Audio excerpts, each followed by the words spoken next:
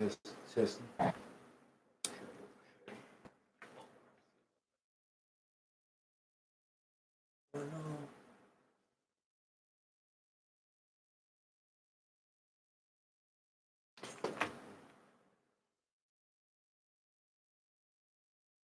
right, what's going on, family? It's your boy Richie Rich coming to you again with my buddy Sensei, with my brother Sensei. We're gonna get into a discussion. Is the Bible helping the black community? And reason that I want to talk about this is because I mean, it's just affecting our community. It's affecting us as a whole. So I just I like to go in and try to find answers to solutions. We know the problems. What are the answers? What are the solutions that we can take as a people? You know what I'm saying? So that being said, we're gonna take it to Sensei.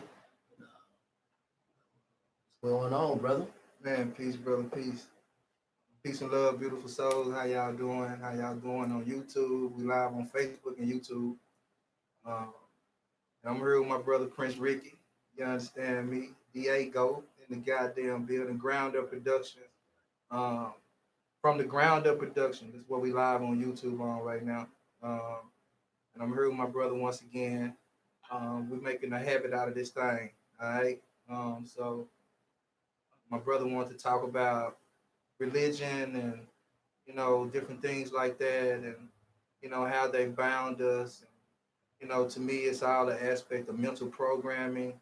The different programs that we're under, and the different things that we have to break free from before we can actually get into our divine essence, or truly break free from the things that have had us in the place of not knowing who we are. So there's a lot of aspects to it. A lot of this is rooted in religion. Uh, a lot of people. And for me, I'm gonna be honest with you, because it's a very debatable subject for a lot of people, because a lot of people are tied into what they believe and what they feel and what they think they know. So because of that, I kind of stay away from this subject. But at the same time, I do understand the healing that has to occur, because I do it for myself. So there's a level of indoctrination that we've all been subjected to, I should say. A lot of this has been unwilling, and a lot of this has been only because somebody handed it down to us. So a lot of this means that you have to remove a lot of this. So gain another level of knowing about it before you can actually get into the healing aspects of yourself. So peace and love, beautiful souls, and that's what we'll be talking about today. Okay, so my first question. My first question is, basically, what is the religion doing for the black community? And the reason why I'm asking this question is because, like I stated earlier, there's no is it because there's no basically no responsibility that comes with religion? It's something that people take lightly, and even me myself. And the reason why I'm saying that because I myself took it as a game. I myself would say, okay, I'm gonna do something tonight, but in the morning, uh, I'm gonna repent. And, it was just it was convenient for me to hear somebody else instead of me going actually doing my own research. Did that do me good as a person? It actually didn't. Now that I look back on it, because I took no responsibility for the things that I was doing. So go ahead and touch on that. Man, and what brother Prince Ricky asked me was about what has religion done for us as black people. Uh, and I think this is a question that a lot of us have found ourselves in asking, or trying to find some type of answer to. I know that now, in the aspects of what we're dealing with, because so many people are so-called awakening, so many people are now woke, as they say, right? This whole concept now being woke means that you no longer go to church, you no longer adhere to certain beliefs and certain things that you once did. So this means that a part of you had to break free from something. So now the whole aspects of it is just about once you break free from this mindset of praising or blaming the devil for all of your faults or something that happens bad in your life. And once you break free from looking at or expecting some sky daddy in the sky, right? Like thinking that some big human being in the sky is running everything. Once you break free from that concept, a lot of people deem you crazy. You know, a lot of people say that is something wrong with you. We're in a society to where when you go to speak in truth or you go to walking in your truth, people looking at you different. It's so how it's divided us. To me, what it has done for us as a people has given us an aspect of what we think is good and what we think is bad. So when we were given this concept of good and evil, when we were given this concept of life and death, when we were given this concept of sacrifice and love and all this other stuff that the Bible was, or that church or religion instilled into us, it was hard for a lot of us to. It created a mental battle within all of us internally. So when you began to go against yourself, when you began to try so hard to be a good person, when you began to be mindful of people that are watching you, when you began to develop this concept that if you didn't do certain things the right way, you weren't going to receive good things in your life. It puts you in a place to where you always try hard to do the right shit. You know what I'm saying? So it took away from you just doing you. It took away from you just being who you are. It took away from you knowing or learning how to be who you are, because you had to strive to be godly. You had to strive to be good. You had to strive to be made in this image that everybody told you that you were, and that if you didn't do certain things, you went to hell. So this aspect of hell that was instilled within us when we were little, that if you do bad things that happen to you, things like this, it's just the whole aspect of the way it got us out thinking.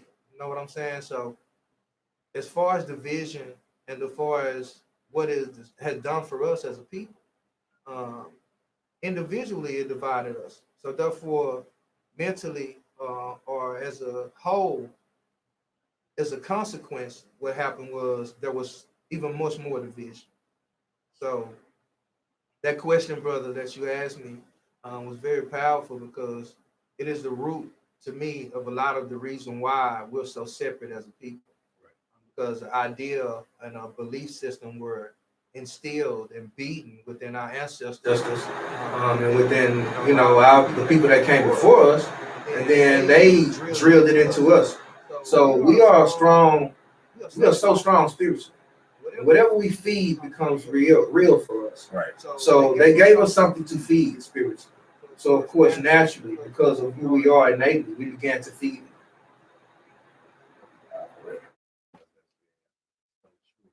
Um, so like, okay, so a lot of 2020 today, and I'm glad you said Sky Daddy, because I seen a couple of things on Facebook um, where they had images in the sky where what I'm saying, like like it was kind of like a cloud, but it was something more than the cloud. You could see your eyes, and they had it looked like a reenactment from a movie.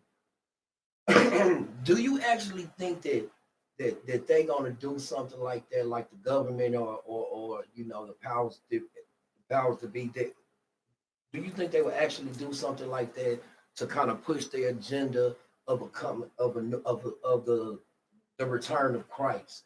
To keep people trapped, and because I'm seeing this on Facebook just today, and somewhere it's a some different part of the world, but that was shown today. Do you actually think that they would actually do something like that to the United States? And if so, then you know, how do people get ready for that? Mentally and just spiritually. Man, what you're talking about is programming still, Right. because This is where the TV programs come into play, your remote control.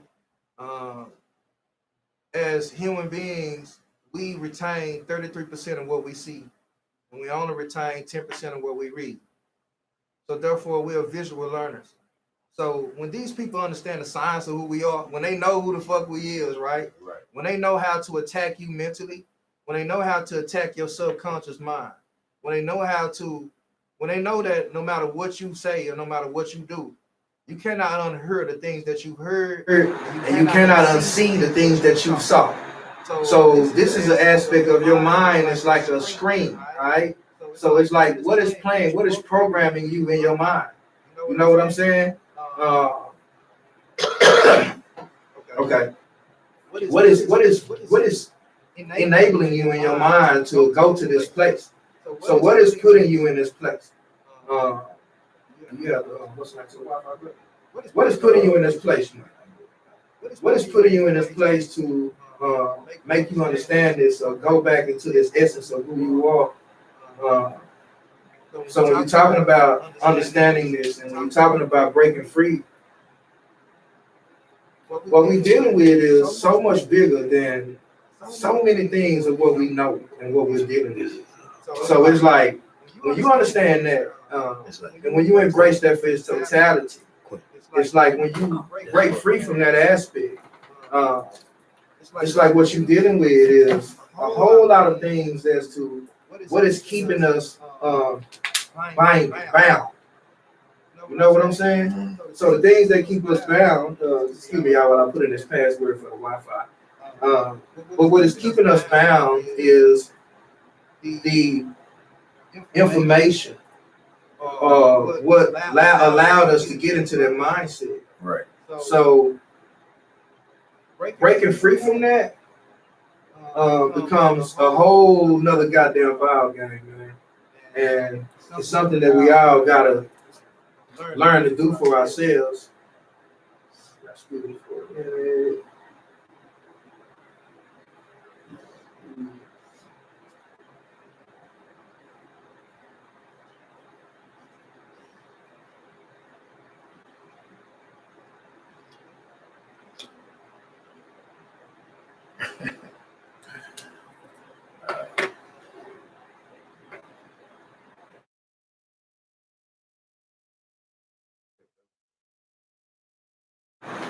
Okay, I'm back here for service. Alright. Now, once again, bro, let's repeat the question so we can help the people out. Get back to where we were on that. Yeah.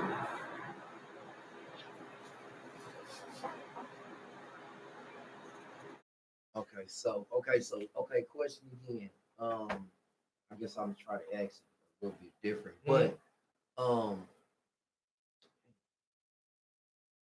when coming into, damn, I really kind of feel. Okay, so what do you do when you coming into I don't even know if this. Hold on,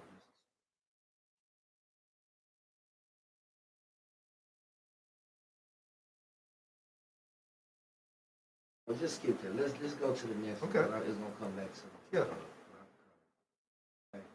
Okay. So with this religion, I grew up in different parts of religion. I've seen every part. I grew up in my great grandmother was Baptist. I grew up in the nation. You know what I'm saying? Then I went to 5%ers. You know what I'm saying? And you know what I'm saying? Then I went out Islam and Christianity. You know what I'm saying? So why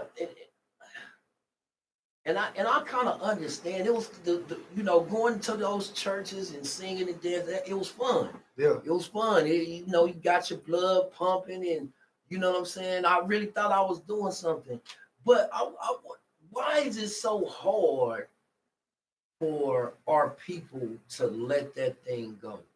Why is it so hard? And I know we can. I know that uh, this our family been taught us a way of life. But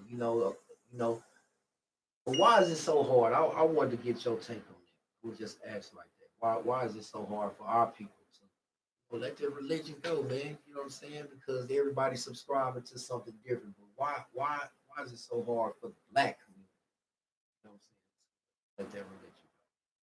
Let that religion And it's so hard for us to let it go because it's damn near a part of who we are now. It's like it's been beat into us. It's been deeply instilled into our ancestors. Um, when you really look at how far, right, how far we've came as a people, go. and how much we've been through, and even what you said a while ago about the movies, right, and watching these different things and all these different aspects, even by church, and what we was talking about the programming, right? When you know understand this programming and you understand how they always constantly remind us of who we are, and how they always constantly remind us with these slave movies, and always constantly remind us with these different things that they show us on TV. These reminders always serve as something. Now, how does this equate to religion? When you look at the fact that everything that we do has become a ritual to church, like how many services do you have in church? Right. Like, do you remember when you were little? You know what I'm saying? You had Wednesday Bible study, you had choir rehearsal, you had all these different things that you were going through. You had Sunday school. Even after you had Sunday school, you had to go to the actual service. So these are rituals that we participated in. If you guys have any questions. So now that we participated in these rituals, what has happened is a part of you has become indoctrinated to the point to where everything that you do and everything that you think about, like even when you breaking free from that tradition, you still go back to looking for something else. You still go back to looking for another piece or another program to show you something different, to take that place. You know what I'm saying? Right. So it's like when you can't find that program, when you cannot like get to something to replace it, that's why people, even in the spirituality or in the so-called spiritual journey, right? That's why a lot of these people end up doing the things that they do. Because a part of you doesn't know how to let go or release the things that you once needed that came with the program. You know what I'm saying? So all this programming now, because your brain, you are like a computer, okay? Because you're like a computer, like when you let go of one piece of programming, a part of you is always looking for another. You get what I'm saying? So when you're looking for another program to replace this one, that's why we always find ourselves in a goddamn place where we're trying to figure out who we are. Like, no, a part of us doesn't know how to go of something and just be. See, because from the time that we were born, from the time that we were young, somebody started instilling their beliefs and their ideas and their feelings and all of that into us. So we are a compilation of somebody's ideas, beliefs, so breaking free of that shit, it becomes the mental slavery or the mental illness that we all are facing. So this is why at the root of a lot of our issues lies things that happen in our childhood. So this is why I do what I do, because we need to peel back the layers of the things that got us in the mental state that we are as a people. So that has to go to the individual. You know what I'm saying? So as the individual, man, a lot of this goes to an aspect of what are you going to be honest with about yourself and open with enough about yourself to say that you don't know how to let go. You don't know how to shed certain things. That when you do let go of something, a part of you wants to pick up something else. So it's like even in our spiritual journey, because our soul needs to be fed, like real shit. So when we've been looking at this whole at the church and all these things to feed our soul, of course, when you let go of that, a part of you is still longing for something. So when you don't know how to feed your soul for yourself because you don't understand your chakras, you don't understand that this energy that you get in church is something that you can harness and you can find within yourself. You don't understand that because you see your preacher embodying the spirit. You don't understand that feeling that you get when you feel like the preacher talking to you. Like, man, that sermon was for me, right? And you don't also understand why when you do leave church, it's hard for you to even remember what the hell was preached about sometimes. Right. Like you say, well, that wasn't for me today. I just can say I went to church. Like it gets to the point to where you can say I participated in the ritual. I was there. Because a part of you now has fed this energy for so long, all right? You become attached to this energy for so long that a part of you doesn't know how to go without it. So it's like when you go to longing for something, you feel like, well, it's the whole concept because it's still a mindset at that point. Okay, I still got to do right by God. You know what I'm saying? Like, even when you try to let go of church, there's still a part of you that's saying, I still got to do right by God. I still got to make sure that I'm doing the right thing, the righteous thing. So it's a part of you is still fighting to live up to something instead of living into you. So the more that you're trying to live up to something, it's still a concept within you. So the more this concept is starting to be pulled and torn away, it becomes a mental battle within the person because there's a fear there. Right. There's a fear of displeasing this what we know, this concept of what we've been given as God. So that fear drives us and it pulls us right back into another place. So because of this, that's why I tell a lot of people, put your Bibles down and pick you up. You know, because at some point, you're going to have to break free from the indoctrination. Because the indoctrination is what got a lot of us fucked up, like real shit.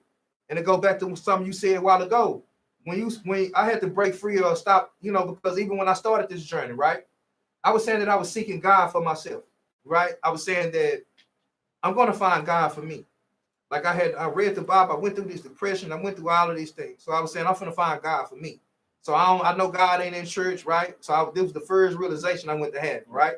God ain't in church, God ain't in all these places. I understand God is in me. So when I began to look for this part of me, I didn't know where the fuck to look. You know what I'm saying? Because I had been taught that it was outside of me my whole life. Right. So even on starting to try to find it in another place, I still didn't know where the fuck to start. I still didn't know where the fuck to look. Wow. So I was still lost in the wilderness. You get what I'm saying? Right. But I knew what I was getting at church and what I was getting out of the Bible wasn't fulfilling me anymore. Like it wasn't doing it for me. This is just where I was at. You know what I'm saying? So once I let go of that, it was still hard for me to let go of the thought that I had of displeasing God. Right. Because I still want to please God. Like I still wanted to make sure God knew my heart. I still wanted to make sure I was doing it right. You know what I'm saying? Like so, it was like I was trying to break free from what that meant. So I was like, okay, what do this mean for me? If this is what the fuck I'm saying, this is what the fuck I'm feeling, then so that's when I had a dream. I had different revelations, different things happened. And so it pulled me into a place of beginning to know another aspect of the creator, of the source of God for myself. So there's a lot of things that we have to surrender. A part of you has to dissolve. A part of you has to be released. You can't keep thinking that you can go out and do what the fuck you want to do and God know my heart and all this old shit. And you can do certain rituals and certain things and everything's gonna be all right. So it comes a time when you got to take accountability and ownership for what the fuck you doing. And once you break free from that, because now that you left with that accountability, now you left with that responsibility, like you said a while ago. Now the burden falls on you because you realize that in this life, most of the time when people put in that position, life has already put you into a place to where you feel like there's nobody but you. Life has put you into a place to where you feel like don't nobody understand you, don't nobody get you. Most of the time, people, when they're pushed into that corner of breaking free from that, there's another aspect of you that it begins to awaken. There's something within you that begins to come out. You don't know what's happening. So a part of you doesn't know what's happening. So you start to look for signs. You start to look for things to give you any type of confirmation that you're on the right track. So because you're still looking for something external, this is because this shows that a part of you still hasn't embraced fully for yourself that you are whole and complete and you ready for whatever. It don't make no difference what the fuck come your way. So when you truly, it's a process, man. It's steps to get there. But breaking free from that, the reason why it's hard for a lot of people to get away from that church and that Sunday service, because it's been a service. So a service that's been provided for you by an external source, and they call it church. So you can do all this fucked up shit throughout the week. You can go do whatever the fuck you want to do, live your life and fuck over people and lie and do all this other shit and go to church and ask for forgiveness and God say, I forgive you, my child. So your relationship with God has become something that we deem as unconditional love because See, this is why people say God love me unconditionally, right here. You hear me? Because a part of you has created this relationship with the Creator, with God, and then you go to telling yourself that no matter what I do, God gonna love me. So you can forget about God. You can not go to church. You can go fornicate. You can fuck up with people. You can do all these things, but you know God's still gonna be there, right? This is the best relationship in the world for a lot of people. You get what I'm saying? Like some entity or something that they can say, I don't give a damn what nobody else say about me. God love me. Right. You get what I'm saying? So that whole mindset is taking its place because you develop the thought process that says no matter what I do, God gonna forgive me because somebody told you that as a child. Somebody indoctrinated into you. You did something bad. Did you ask God for forgiveness?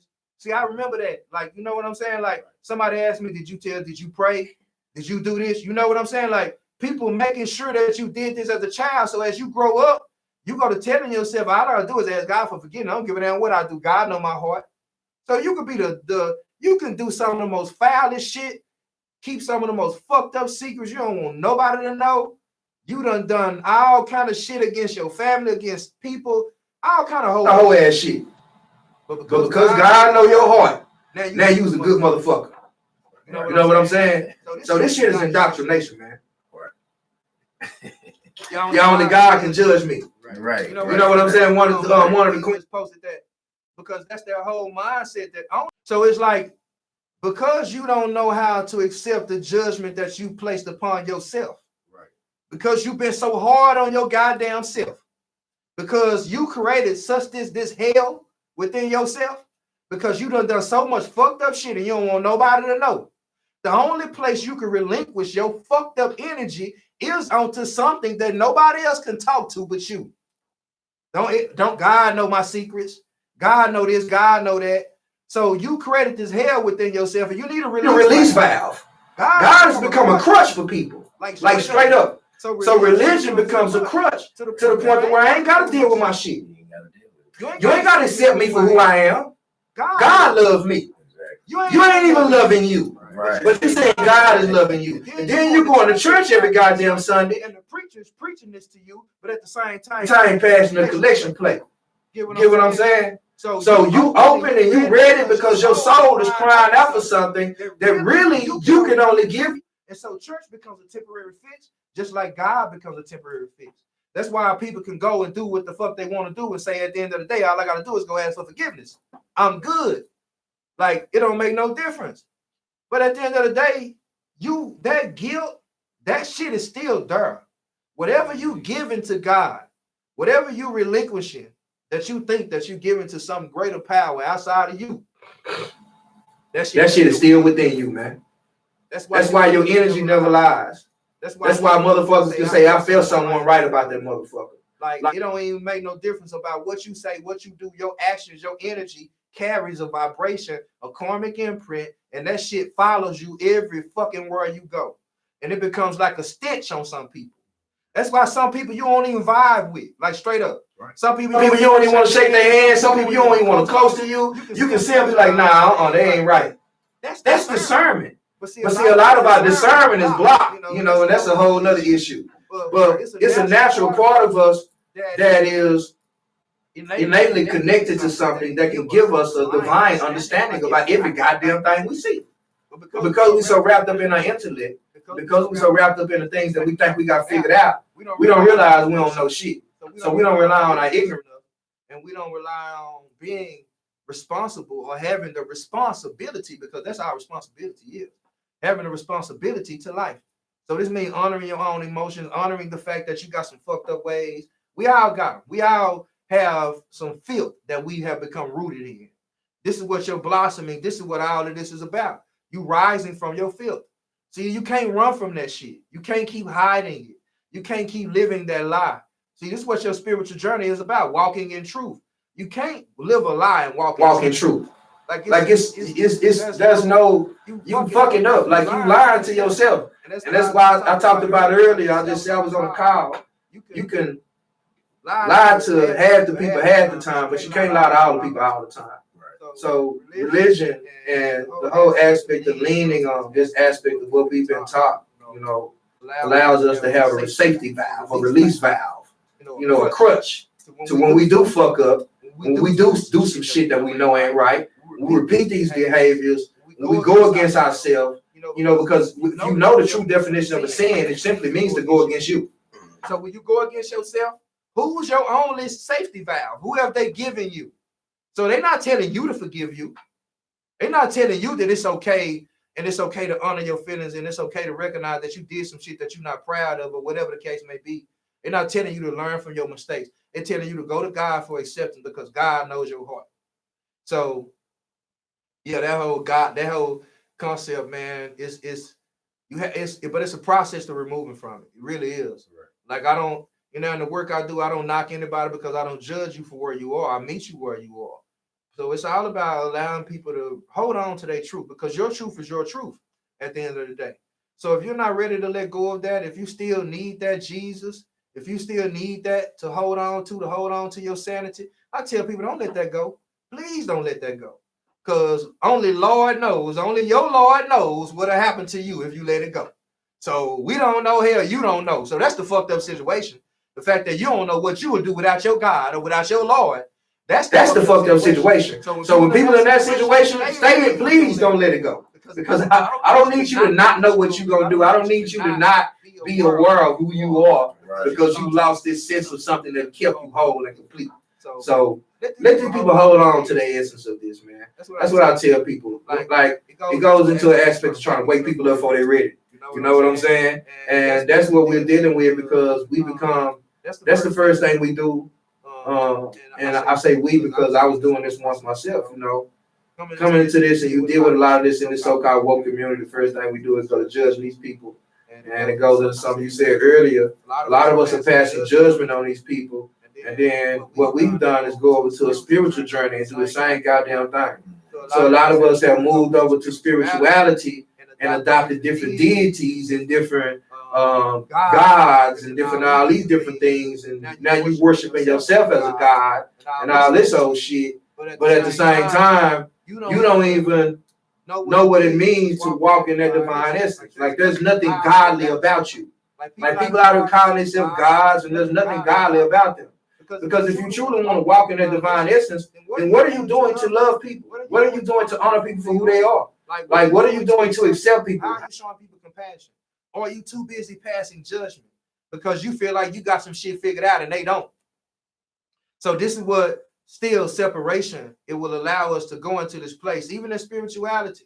So even that's why I don't judge people, but I can help you break free, because I can help you understand on why you are where you are. So this has to come to self-realization.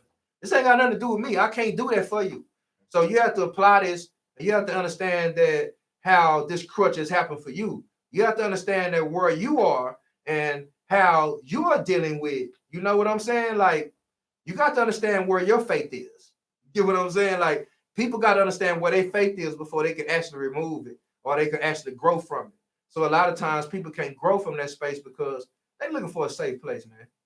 So religion has become a safe place for a lot of us to dwell, because a lot of us are hurting. A lot of us are looking for God. A lot of us are waiting for God. And I tell a lot of people, if you really adopted the concept that you think you have of God in your mind, if you think that heaven is such a greater place than where you're at right now, if you think that your life is not valuable to the point that where you think death is going to bring some type of greater presence for you, what you waiting for? See, when we take suicide and all this old type of stuff, see, this is what religion and all these type of things and being raised in the type of society that we have, people cry out for attention and all in some fucked up ways. People do some fucked up shit to cry out for attention, man. Like, we've developed a lot of ways to do it. And a lot of times when people go to doing that and crying out and doing all this old kind of stuff, the first thing that I tell people that you don't want to die. So people go to tell me they suicidal, you don't want to die. If you want to die, you would not be talking to me. There's a million ways to die. But there's only one way to live. Get what I'm saying? And no matter how you're living, no matter what you're doing, you're living. So at the end of the day, it becomes on how are you enjoying your existence? Are you existing? Is life touching you, or is life dragging your motherfucking ass? So a lot of us are religious as fuck. A lot of us go to church. A lot of us know the Bible, but life is still dragging your ass. So what is happening? What is missing? Something ain't right. If you still haven't gained a concept on who you are, life is going to drag the fuck out of you. I don't give a fuck who your God is.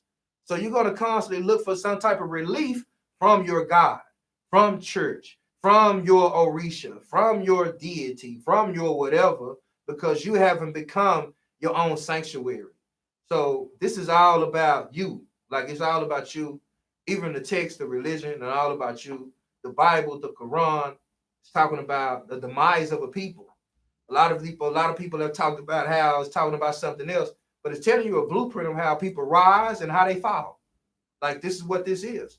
So this is divine intervention. You know, is what I like to call what I do, because I want to intervene you divinely beyond your beliefs, beyond all the shit that you've been taught, beyond all the Sunday services you've been to, beyond all the goddamn Bible verses you can recite. Lies, you. Do you know you?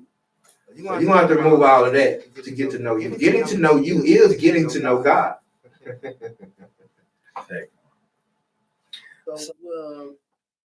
So, meditation has been, been a big part of my life. Mm-hmm. But how important is just how what are the benefits of meditation? What things come out of meditation? Man, meditation. Alpha that you asked that, brother, because for a lot of people, their prayers are their meditations. They don't even realize this. A lot of people have prayer rooms, all right? A lot of people have places to where they go, this where I don't mess with this, don't touch this, whatever. You've already created a sacred space for you. Your meditation. There's a lot of different concepts to how people are talking about meditating. And, I get a lot of questions on this. And I don't teach people how to meditate because I can't. What I can do is guide you, right? Because your meditation is levels to meditate. First of all, I want to say that. There's different ways to meditate. There's different levels that you meditate on. The first level of your meditation is about honoring the fact that you need time to reflect. All right. A lot of times you can meditate in your car. All right. Daydreaming, a lot of times you're meditating. All right. Meditation is about any time that you drift off into your thoughts. Now, how are you able to tap into this energy? You have to become aware that you're drifting into these thoughts. So how do you become aware that you're drifting into your thoughts instead of your thoughts overwhelming you? This means that a sense of separation has to occur.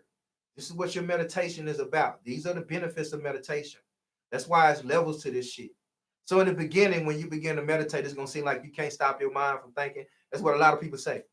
Beloveds, divine ones, you're not meant to stop your mind from thinking. The only way you're going to do that, you're going to have to lose half of your brain. A lot of y'all want to be brain dead. You just want your thoughts to stop. It don't work like that. Your mind is like a goddamn recycling machine. All the motherfucker does is play shit and put it on repeat. All right. So your mind is full of bullshit. Like straight up. I'm going to tell you straight up. It's something that a lot of us don't want to understand. But if you really want to embrace meditation, you have to look at your mind as being filled with bullshit. Being filled with shit that you ain't really got to pay no attention to. Like straight up.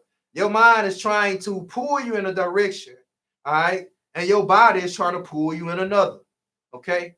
The whole idea of meditation is to bring a sense of oneness into the being, all right? A sense of oneness into you. This is what we've been longing for. This is why you have sex. This is why you go to church. This is why you do all the things you do. A part of you is longing to be at one with something. Because you don't know where this oneness exists. Because you don't know where to find it. You've been looking for it outside of you your whole life. So you thought a relationship was going to do it. Everybody you met, you thought was the one. You thought you had this. You thought you were going to marry the last motherfucker you was with. I mean, the people that you've been with since the motherfucking first person you thought you was going to marry. So this is talking about a sense of, an essence of you that can only be fulfilled in stillness. Understand this, divine ones. Only in stillness will you find what you're looking for. So this stillness is where you achieve this in meditation. So when I used to say be planted like the tree by troubled waters, all right, this is what I mean. When you remain planted like the tree by troubled waters, what is the troubled water? The troubled waters are your mind and your body. Your bodies are troubled and your mind is troubled. All right. Your mind, when you're trying to meditate, your mind want to think about all kind of other shit, and your body might want to use the bathroom. You might want to go eat. You might want to. Your body might go, and you sitting there like that. I'm trying to meditate. So that means that your mind and your body are controlling you. You are not controlling them. This is the purpose of meditation, to learn how to control your mind and your body. But first, see, you cannot control which that you do not understand, divine one. You must learn to understand your mind.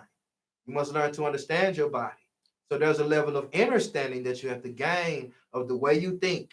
Why I think the way I think. Why I feel the way I feel. Why do I react to certain situations, emotionally the way I do? Once you begin to reveal these layers of yourself, this is what your meditation will do for you. So there's journaling. It's like the first level that we like to give to you. Women, my queen, do the consultations. We like to give you a first essence of your exploration of your mind. So in order for you to explore your mind, you have to get rid of the energy that has become locked within it. So because this energy is locked within thoughts, your thought creates energy. All right. And my brother said something powerful about a pendulum earlier, and about how when I tell people, when I was posting about Kobe Bryant, about how when they direct your energy towards something, when they have you sorrow out at the same time, when people are praising and worshiping on a Sunday at 12 o'clock on high noon on the highest energy day of the week. All right.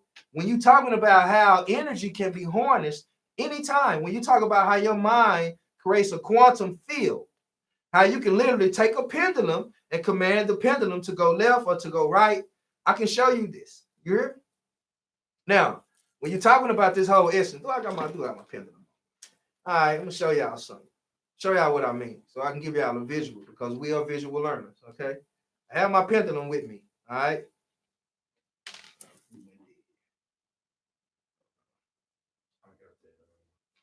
Yeah, get that stand. So hold on, beautiful souls. Let me put the phone on the stand right quick.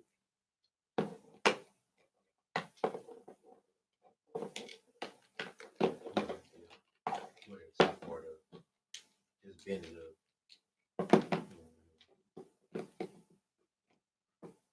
Hold on, beautiful souls.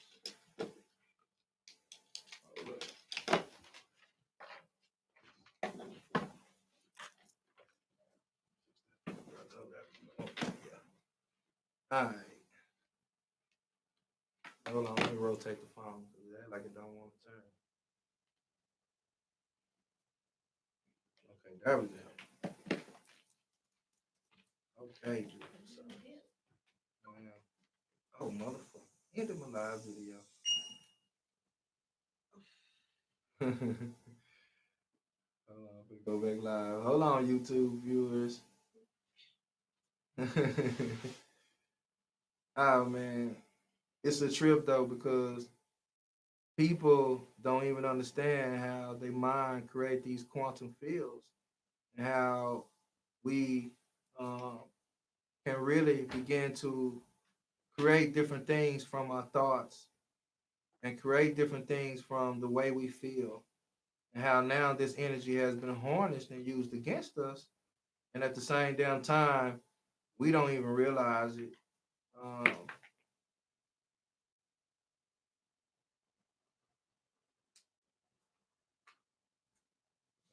here we go.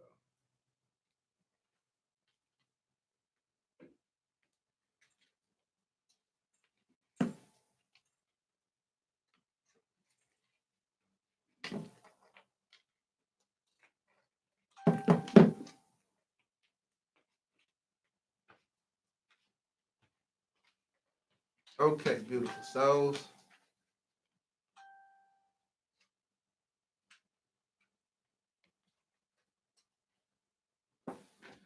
Now, all right, beautiful souls, I'm back. Now, what we were talking about was how the mind creates energy, all right? How you can really begin to how they harness the energy, how your energy can be harnessed outside of you, and how you really understand that there's a part of you that is connected to an energy field. And when we talk about this whole essence of meditation, we talk about this whole essence because that's what we were talking about, beautiful souls, meditation, all right? We talk about this whole essence of meditation. The meditation is to help you reveal you, all right? The meditation is to help you break free from all the attachments that you become attached to. You get what I'm saying? So when you allow yourself to go into the proper meditations and when you allow yourself to explore the different levels of meditation, because there's levels to this shit. So as I was saying a while ago, there's writing exercises that you start out with first. All right. You want to start out with getting rid of the energy. You want to start out with letting go of the energy from within you. And writing it down is a powerful tool. This is why writing is so powerful, because your hands are actually chakras. All right. Your hands carry energy. I'll tell you how powerful this is, because if you really embrace this for what it is and you think about it, why do you think when you meet people, you extend your right hand? All right. When you meet people, you extend your right hand because your right hand is an exchange of energy. So this exchange of energy is natural. All right. So because of this, some people you see you want to shake their hand, some people you don't. Some people you want to, goddamn it, you know, right now we got corona shit going around. People fist bump, elbow bump, ain't no telling. You might not even want to touch no goddamn body. But anyway, when you talk about this energy and how it's always present, and how a part of you is always aware of this energy, all right? So your meditation is about to bring you a sense of awareness. So we're talking about how you're raising your focus, you're raising your awareness. First, you have to become more aware of you.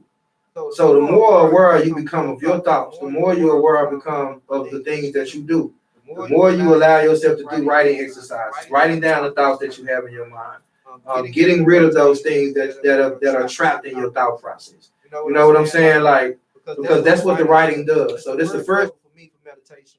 When you sit down by yourself and it's just you, you know, when you cut off everything, and it's just only you, you know, it's just you and your thoughts, you and your mind, because that's what your meditation is supposed to take you to.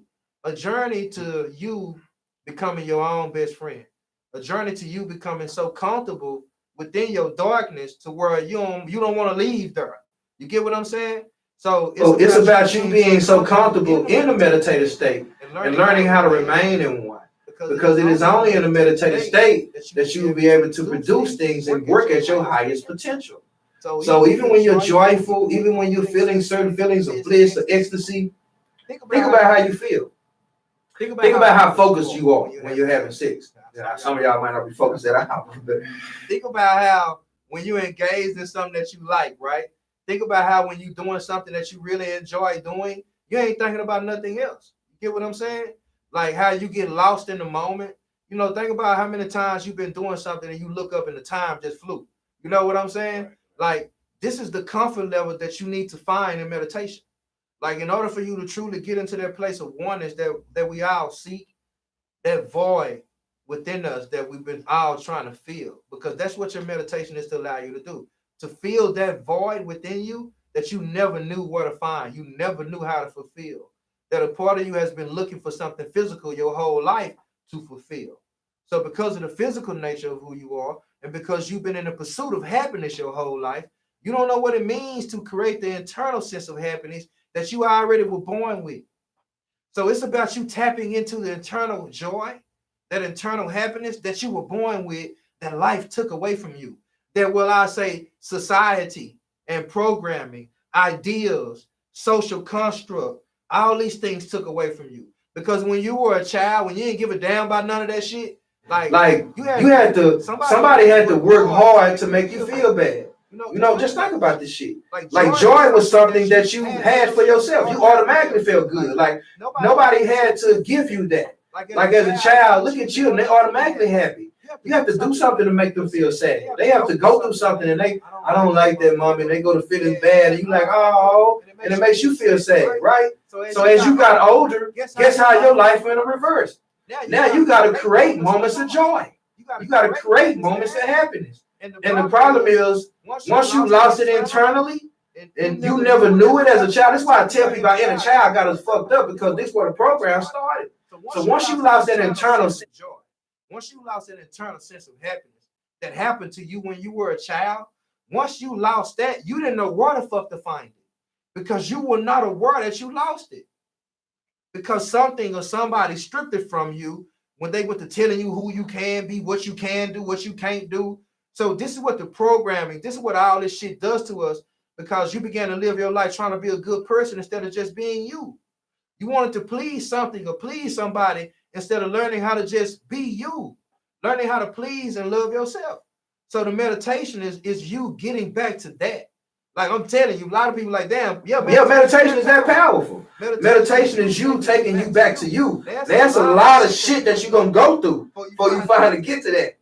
Because that's what your healing does. Your healing allows you to reveal the layers of you that you created as walls or barriers to where life can't touch you. So you got so many walls up, right? Life can't touch you now. You got all these barriers. You got even some of y'all in the goddamn bubble. You know what I'm saying? Like, life can't touch you. You think watching TV, you think going to the mall, you think fucking, you think going to church, you think going to work, getting paid, you think all this shit life, but you ain't happy though. Life ain't touching you. Life is dragging you. See, you have adopted to a program, so now the program is dragging you through life. So all you doing is trading your time for money, trading your time for sex, trading your time for this. So you are living an unfulfilled life because you ain't happy. So meditation is going to bring you this sense of joy and happiness that you've been looking for once you do it properly. So it ain't about just acting like you're doing it. You know what I'm saying? Like, it's about a union that is trying to occur. And a part of you don't really know how to do it. So this is why people like myself, or her, to help you, because you don't really need any navigation. You don't really need, there's no distance. See, the problem is the journey within. Yeah, it seems like a journey now, right? Because you created so much distance between you and the creator, you and the source. You created so much distance between you and you, right? That you are split to where you think going within requires that you travel some goddamn world. You get what I'm saying? Like how far do you go to find you? Literally. How far do you have to go to find you? You are right here, right? So why is this a journey? Why is this requiring that I do so much work? Why do I have to do so much to get to me? Because a part of you is everywhere. A part of you is pulled out into so many different titles, so many different things, your job, your boyfriend, girlfriend, mama, husband. Somebody died. You lost your mama. You ain't never had your mama. You been raped. You ain't got no money. You don't like your job. You don't like your husband. You don't like your mama. You don't like your daddy. You don't like your sister. You don't like yourself. You don't got enough clothes. You don't got a good enough car. You ain't got a big enough house. Your kids ain't making good grades. Ain't nobody acting right. Yo, you everywhere. This is you. This is all you. But you think it's you. It's not who you are. So these are only external things that you've allowed to take away from your power. Things that you've allowed to take from you. Things that you've allowed to define you. There is no definition for who you are. There is no definition for the creator. So when you understand this, and as creation, you're never separate from the creator. The creator is intelligence. The creator is something that nobody can fathom. The creator is something that is so divine and so powerful and so intricate that who in the fuck can figure it out? No goddamn body. So as I was saying earlier, your mind creates quantum fields. So with these programs, when these folks put these spells and these athletes die and celebrities and they put the whole world on freeze, and right now with Ebola, or well, I said Ebola. Hey, that was one of the goddamn things they put out. Ebola, right? But now they got Corona. Like your body, you literally create a quantum field of energy. There's energy around you. You within your being or outside of your being, you have a 5-dimensional being. All right. There's your energy field can go in 3 to 9 inches outside of you. Now, your meditation through different practices, as you begin to concentrate or raise your focus or raise your awareness, or you begin to raise your energy field, you can increase this. So imagine you being able, like, just imagine when you're in a place, right, and you see somebody staring at you, you never see them. You get what I'm saying? Like, you never see who they are, and you just make eye contact with them, like, damn, the motherfucker over there staring at me, right? Right? This is energy. Your energy field picked up on that shit. Like straight up, your energy field, your spider senses, whatever you want to call it, picked up on it. You looked over there, dead at the person that was staring at you. All right? Now imagine that you become aware of how your energy field can be in tune with even shit outside of the room that you're sitting in right now. Outside of the very space that you're sitting in right now, your energy can actually tune into people outside of you. Your body is like an antenna. Your body is like a battery. Your body is a conduit for energy. You have positive and negative charges. You get what I'm saying? So you are energy. So when you embrace the fact that you are energy and you learn how to raise your vibrations and you learn how not to go to church, you don't need to preach to raise your vibration no more. You get what I'm saying? You don't need your baby daddy. You don't need no boyfriend. You don't need none of these motherfuckers to raise your vibrations no more. You don't need no good job. You don't need no paycheck. You don't need nothing. You don't need nothing outside of you to raise your vibrations. You can do it your goddamn self. See, that's when you learn how to harness something. You get what I'm saying? See, that's when you learn how to increase your energy field, and now you're feeling things and absorbing things that your body was already picking up on any goddamn way. You were just unaware that it was doing it. So enlightenment is about awareness. So meditation is to bring you a sense of separation from your mind and your body so you can gain another level of awareness outside of your physical limitations. So your meditation is about helping you break free from your physical nature. Because outside of you all is energy. You understand what I'm telling you? And as we were talking about creating these quantum fields of energy with your mind, as you can control the pendulum with your thoughts. And the pendulum can tell you yes, and it can tell you no. It's today, Monday, pendulum. Counterclockwise is no. Y'all see that? It's today, Saturday, pendulum.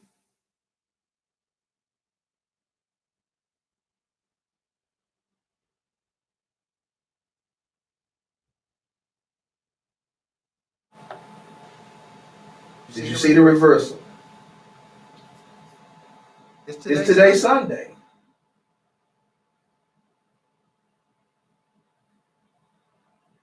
Did you see the reversal? You see how hard it swung for Sunday? Huh? Look at that. I'm talking about energy, beloveds. Everything has its own energy field. Even a rock, even a tree. Everything is vibrating on its own frequency. When you lower your heart rate to a certain pace, you can tap into the frequency of the universe.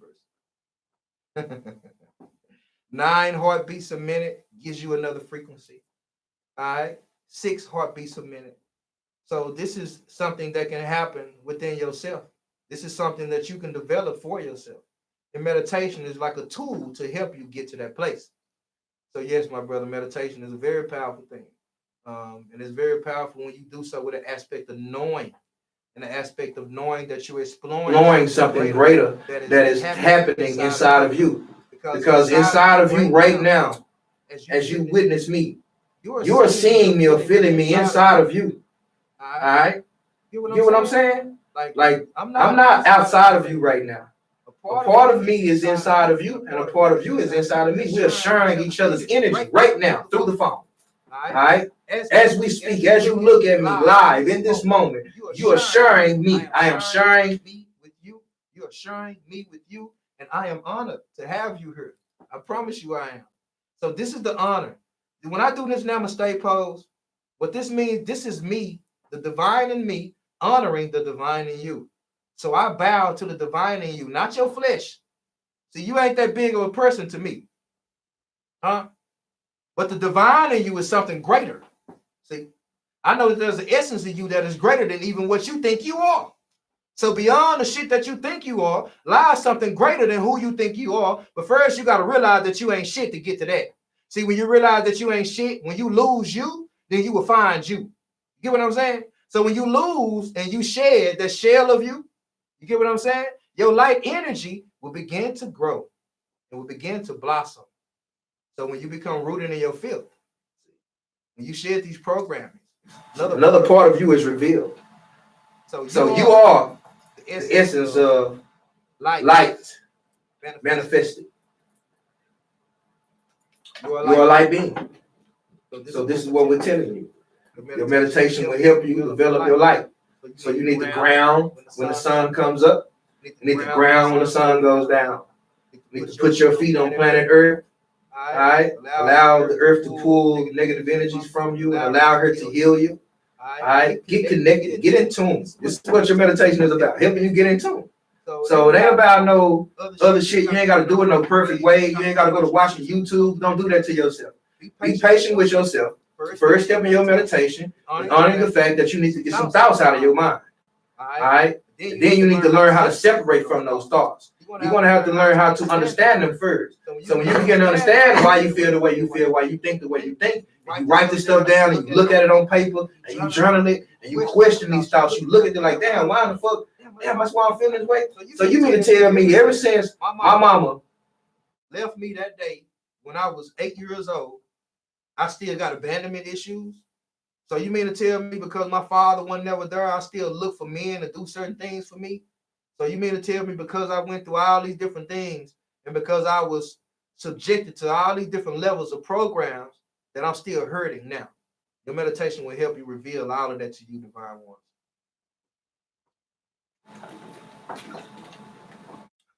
Go ahead, brother. So, okay, I'm glad you said something about, you had said something about,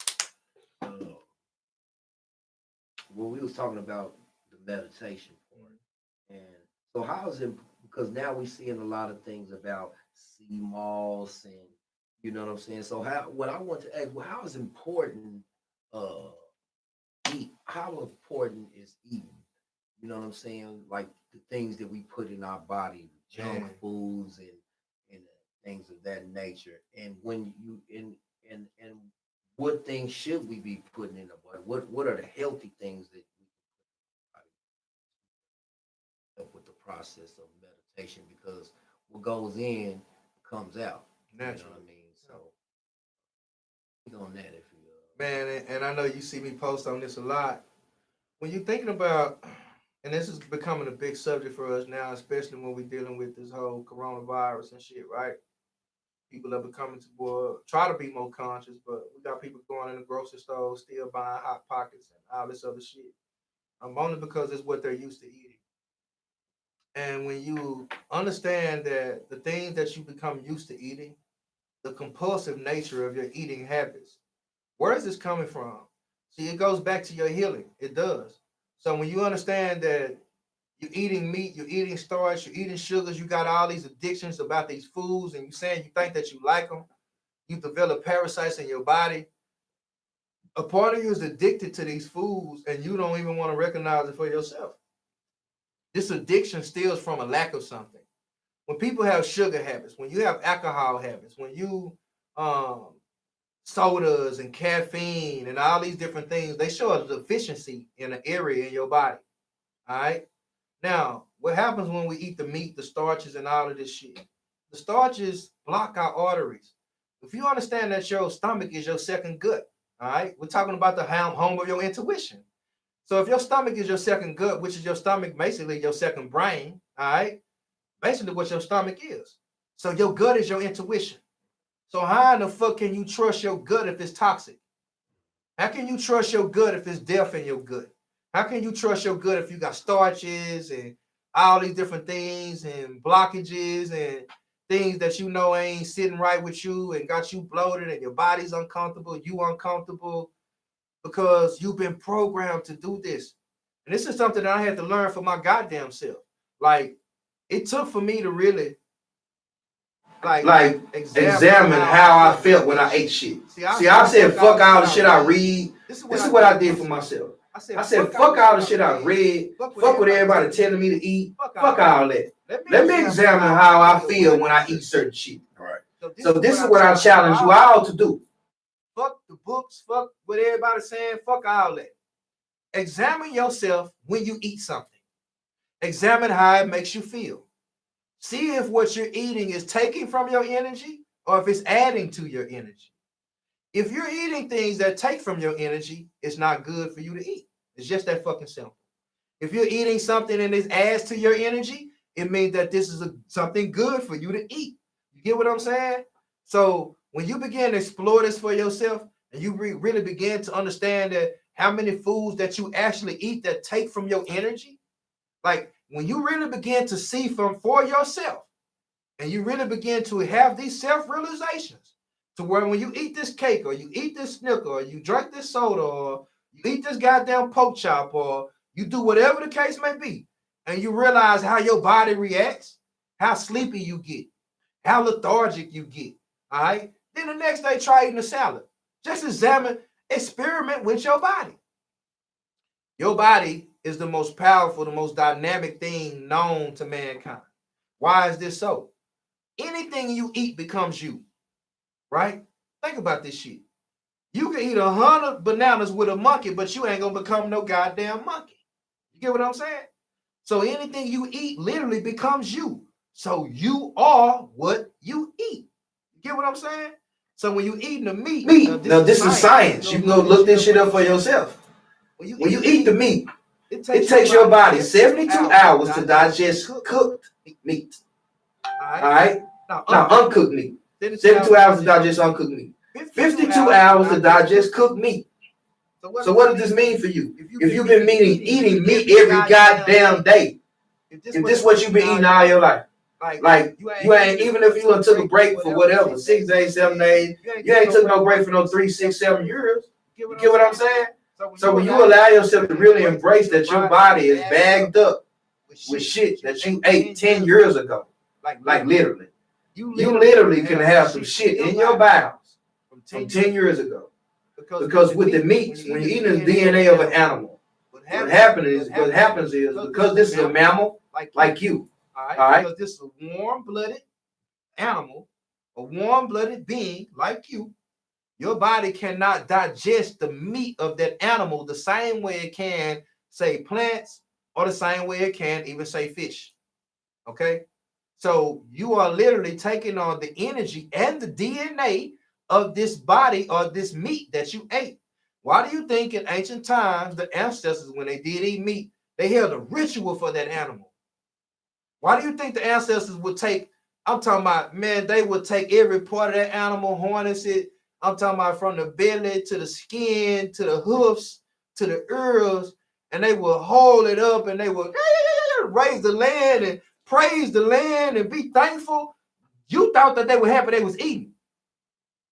They were giving thanks for something because they knew that a part of them was about to embody the energy of something else because they were ingesting something into them that they knew that came from the land and wanted to live just like them.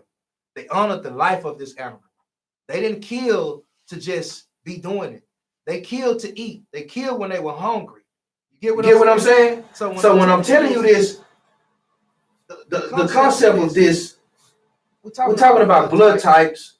Like even now, if you understand your blood type, if you understand the difference in blood types, the whole reason why different blood types exist, you can go look this up for yourself as well.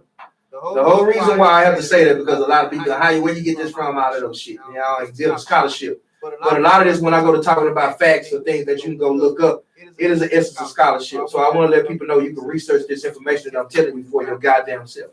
All right? When you really understand that throughout your whole life, the only reason why your blood type is the way it is because you come from a lineage of your ancestors. All right? This lineage of your ancestors dwells within inside of you. So at one point, your ancestors had to eat meat. They had to do certain shit to survive. You get what I'm saying? So when they were living off the land, they lived fully off the land. So some of us, like blood O negative, O positive, I think it says you can eat lamb. All right.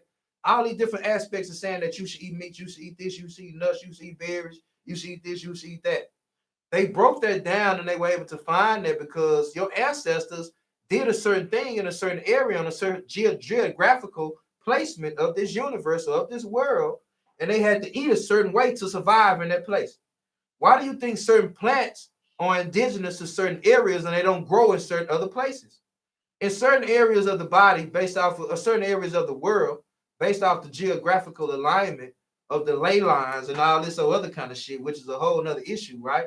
When we're talking about energy still. So because of the energy of the land that you're in, it all depends on the crops that grow in that place. So you got certain places, like this is why Africa is such a rich land, like straight up. Because there's certain things that grow there that doesn't grow. And then you got St. Croix. There's certain things that grow in St. Croix. You're talking about UV rays. You're talking about universal shit that we can't explain, but this just is what it is. So because of the placement of you, because of where you are, because of where your ancestors roamed and dwelled and all the nomad shit that they did to find different places and how they finally came into the lineage of settling down one day, all the things they had to do to survive are still locked in you. Like they still locked in you. So they still locked in your blood. That's why certain people eat certain things and you react a certain way. Some people say, I can eat this, I can't eat this. Your body has become a result of the karmic imprint of the ancestors that came before you. So when you're talking about what should you be eating, you should be eating of the land. You should be eating things that grow towards the sun. You should be eating things that give you photon and proton energy. It's just that simple. You are an energy being. You should be eating for energy purpose. I'm straight up. You are energy beings. You should be eating for energetic purposes. See the fact that now hunger is a form of bondage. See the fact that you don't know when you're hungry. There's a difference between you being hungry and you actually craving for something. See, when you're hungry, your energy levels drop. All right, you feel lethargic. Your energy levels are just gone. All right. Now, when you're craving for something, you just want some shit. All right. So on different days, you can eat based off the energy that you exert.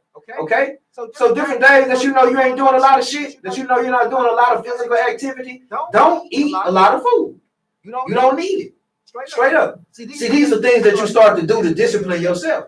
Okay, I'm not doing a lot of physical things. I ain't working out. I ain't doing none of this type of stuff. I'm just gonna be chilling at the house. I'll be working at the office. So you can eat you some fruit. Eat you a salad. Learn to discipline yourself. And if you want to deal with these parasites, if you want to deal with these cravings, get chickweed herb and black walnut herb. Okay. Chickweed you can take every day. It's something that I've been giving people a lot. You know what I'm saying? Chickweed herb is something that you can use every day to help you kill the craving. And a lot of y'all need to detox your gut. You got to detox your colon. A lot of y'all don't drink enough water. Like you got to drink water. You are an energy being. Please understand this. This is affecting your mental health. It's affecting your physical health because you think that, see, you are a dual being. So you have to understand the duality of you. So not only do you think what you feel, but you feel what you think. You get what I'm saying? So your thoughts control your emotions and your emotion control your thoughts. You work both goddamn ways. One day you feeling all right and your emotion can tell you fucked up. And then your thoughts like, fuck that, I ain't feeling that today. Fuck that, I ain't doing that today. Like you override yourself. You already do this naturally. You get what I'm saying? So why is this division? Where is this happening? If you eat the death, and I'm telling y'all, and I don't want food to become a religion for you. That's not what this is about. This is about you honoring the fact that, because a lot of us honor all this shit, right? I'm energy, and I'm come from my ancestors, and when I die, I don't really die. Even Christians do this. Honor the fact that your body is a vessel and all this type of shit, right? So what does that actually mean if you really embrace that? If you embrace that literally for what it truly means, and you harness that within you, what is that telling you? That's telling you that you don't get one life. You get one body. You get what I'm saying? So are you going to take care of this body? Or are you going to honor this vessel? And see, I ain't talking about free of tattoos and none of those shit that they gave you in the Bible. I ain't talking about that. I'm talking about honoring what you put in your mouth, honoring what you watch, honoring the energy that you allow yourself to listen to. Because now we ain't just talking about the diet. We're talking about what you see, what you read, what you listen to, the things you allow yourself to be subjected to in this life. All of these go to your energy. All of these go to who you are as an individual. Because whether you've been knowing it or not, You've been subconsciously programmed. Think about a child. I say this a lot, and I'm gonna keep saying it. Because if you think about a child and how when they eat, right, how they separate every goddamn thing. Think about this shit. You have to make them eat all their food. Eat all your goddamn food. You better eat that food. You ain't getting up from that table. Somebody did you the same goddamn way. You get what I'm saying? Oh, my baby loves chicken. Now you want the stuffing chicken down your baby goddamn mouth and the opiums, which is coming from the poppy seeds. All right. They feed the chickens poppy seeds. Do you know what poppy seeds come from? Do you know what comes from poppy seeds? So if they feed your chickens poppy seeds, understand this shit. If they feed the chickens poppy seeds, your body's a chemical factory. What do you think going to happen when you eat the chicken? So you think black folks just love chicken? You think it's just something we just love, huh? So you really think that it's just something black folks we just love? You never ask yourself why? Why niggas killing themselves over a motherfucking Popeye chicken sandwich? Killing each other? Fighting? Like, this is telling you that something greater is at play. So the foods have been chemically altered, chemically manipulated to fuck you up, to keep you mentally in a fucked up place. That's what I'm telling you. They know the science of the body. They know you before you know you. That's why they know how to give you a sense of who you are. So they have to create this shell of you. They have to give you a sense of this avatar. All right. This avatar came with a lot of shit. This avatar. Just think about if you was on the shelf. Think about what your avatar come with. Oh, I can get this body right here. Oh, I come with parents. I come with this life. I come with this. I come with that. You come with all these different things, right? You get what I'm saying? Like you come with, oh, I can be a teacher. I can be a lawyer. I can be a police officer. I can be all these things. Oh, I could be this. I could be that. Even if some of y'all right now had the option of starting your life over. If somebody said, I can give you your life on reset right now. And what would you want different? If I can tell you, or if you can tell me, how would you want your life to be? A lot of y'all would still pick something physical. You would still pick something to make you, or to whatever you feel like gonna make your life better in this existence. See, this is the trick that we're under. So when you're talking about how to break free from this shit, y'all, when you're talking about understanding that how we become mentally enslaved by our thought process, you get what I'm saying? And now we're on the shell of ourselves. Like, there's a lot of things that has to occur, y'all, for us to heal. Like, there's a lot of things that has to occur for us to break the programming that we've been placed under. And breaking free from that and coming into you, it's a sense of liberation that is happening. So that's why I tell people, don't just embrace change, embrace transformation. Because you've been changing all your life. Like, life is, it's a constant change. You ain't had no choice but to change. Like, because of the foods that you eat and because of the things you want to stay the same. So the foods keep you comfortable. Think about this shit. The foods bring you comfort. So you eat certain things because you're comfortable eating them. So that's why, the vegetable now, that's nasty. All right? You get what I'm saying? Like, you still looking for something comfortable. Like, the food has become feel good for you.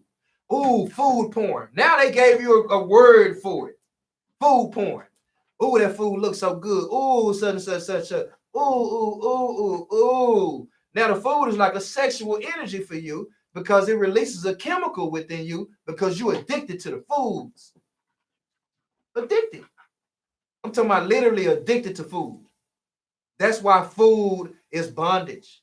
That's why hunger is bondage, because it bonds you. It bonds your soul. Well, why the fuck you saying I ain't supposed to eat? I ain't supposed to eat. You can get your body to a point to where you can sustain yourself for days off of eating one meal. See, the whole aspects of our body is so dynamic, it's so beautiful, right? When you want to be an athlete, when you want to do something, or if you want to be a warrior or thing, see, if you look at the movies and you really pay attention, they showed you this. The warriors ate different meals. Like if you're gonna be a warrior, yeah, you're gonna eat some meat and shit. You hear me? Like if you finna go kill, like, see this, think about this shit now. All right. When you finna go kill and you finna go handle up, yeah, you finna eat some meat, you finna do a bunch of shit. And guess what? The Pygmy tribe in Africa, all right, they used to hunt and kill elephants. You hear me? They used to eat all this elephant parts. Guess how long they used to sleep after they did it? for 40 goddamn hours straight sometimes. And guess what they would do when they got up? Go hunt for like a week straight. You want to know why? Because that meal that they ate and they slept for 40 hours, they knew that food was going to sustain them for the next 6-7 days. So they weren't worried about going out to go hunt. They ain't worried about going out to go eat. They'll go eat a berry or a leaf or something, but they went and ate that elephant meat, and they went and ate the meat and ate these things for a reason. So you've been given a reason to eat meat. Why do you think they gave us these products? They're harnessing your warrior ability. Why do you think we kill our goddamn self? Why do you think some of the best athletes in the world, they put them on meat regimens? I went to college for football. When I went to college, I was 215 pounds. Them folks got me up to 240 pounds so goddamn quick. My head, I ain't know what to do with the weight they put on me. Like it was so quick. They started giving you supplements, so they know what to do to you. They know what chemicals to give you to create muscle mass, to fuck your mind up. They know sugar blocks your brain functions. They know all these things create blockages in your arteries. They know that your heart ain't gonna pump as right. They know that your energy is gonna be low. They know that your thought process is gonna be clouded. They know you ain't gonna be thinking about nothing where your next meal come from. They know if it come down to it and you feel threatened, you'll kill another nigga behind you eating.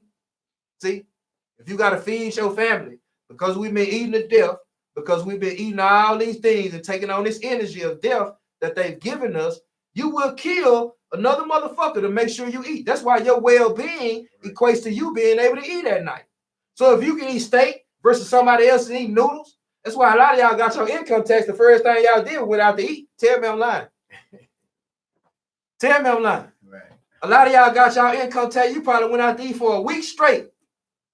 Sitting in these restaurants, eating all that shit, feeling like you on top of something. Because the meat make you feel like you conquered something. I'm eating steak. Steak and potatoes, nigga. Shrimp and steak, nigga. Whatever. Nigga, that's what I eat. See, now they give you the sense of eating the meat and feel like there's a status that comes with it. See, I eat ribs, I eat all this other shit. I eat lamb chops, nigga. Nigga, what you saying? Nigga, I fry lamb chops. You follow trends, see? For status. Now the food has become status. It's fucked up. It's fucked up how twisted we become to the point to where it's so fucked up now, and we so adopted to eat meat. We so fucked up to the point to where when somebody comes along and you hear me talking, and I go to talk about you should be eating more raw foods, you should be doing this and doing that. He think everybody want to turn somebody vegan. Now it's to the point to where in the spiritual community and those conscious or whatever, sleep, whoever you want to call them, division. It's all division. Now motherfuckers say, oh, y'all think it's just about being vegan. I still eat meat. I can do, man, you can do whatever the fuck you want to do. I'm just telling you that if you want your energy to increase, if you truly want to embrace transformation, and you truly want to embrace and know what it means to be walking around with light energy inside of you, you need to eat foods that are going to give you that energy. If you keep eating the death, if you keep eating the sugars, if you keep eating the starches, if you keep allowing yourself to make these excuses for yourself as to why you eat the way you eat, and you keep justifying it, I'm gonna do a cheat day, I'm gonna do this and I'm gonna do that, and then you beat yourself up, and now it's become internal for you. Because now you putting yourself in a battle because a part of you know you shouldn't be eating this shit. See, that's you doing it to you. That ain't my fault. I ain't with you every time you go buy no goddamn meal. Ain't nobody forcing you to go buy a salad. That's you. Get up there and know you should be eating a salad and you order a goddamn burger anyway. Then you want somebody to understand that you gotta heal. I'm trying. You ain't trying. You ain't trying shit. You going up to that motherfucking counter, going to go get the same shit you like, knowing damn well you shouldn't be eating it. And instead of beating yourself up, you want to say somebody else judging you. No, that's you judging you. Because you know better. But a part of you ain't doing better. So that should let you know the food, you under a spell. You can't even stop doing the shit you know is killing you. It's going to take for you to go to the hospital for the doctor to say, you can't eat this no more. Hey, one more burger, you might die. You telling me I can't have another burger? Can I have one more? Well, you can't eat no more pork chops, man. The sodium in the pork chops may cause you to have a heart attack. You mean to tell me I gotta let my pork chops go? People on high blood pressure medicine going to go get 3-piece chicken wing baskets to take so they can eat. So you want to eat the wings and the all this old shit to take your high blood. You see how fucked up we is? See how fucked up we is? But I'm the one tripping though. So I'm telling you that a part of you has become so lost in the sauce that you don't even know how to break free from the compulsive habit that you created for yourself. This is your self-discipline. This has everything to do with you. See, only you can save you. So the information is out there. I mean, there's a lot of people teaching on how to eat, what to eat, and all this different shit. There's a lot of people talking about this shit now. It ain't just me. You think this wave has been created for nothing? So now we're dealing with the coronavirus, and now people are now worried about their immune system, but we're so uneducated and so indoctrinated as to what to eat and knowing ourselves and knowing our bodies that people are still running in these grocery stores buying everything but the right shit to help you heal. You're going there buying sugars, you're going there buying all the bread, going there buying all these starches, going there buying all these chemical frozen ass food that you're going to put in the microwave, which is radiation. All right. You're going to buy all these microwavable ass foods that you can cook, and you think that I'm going to be all right. You are inviting the coronavirus into you because you're scared and you're eating the wrong shit. I'm just going to tell you, fuck the coronavirus. Half of y'all walking around here sick right goddamn now. Half of y'all walking around here sick right now, and y'all worried about coronavirus.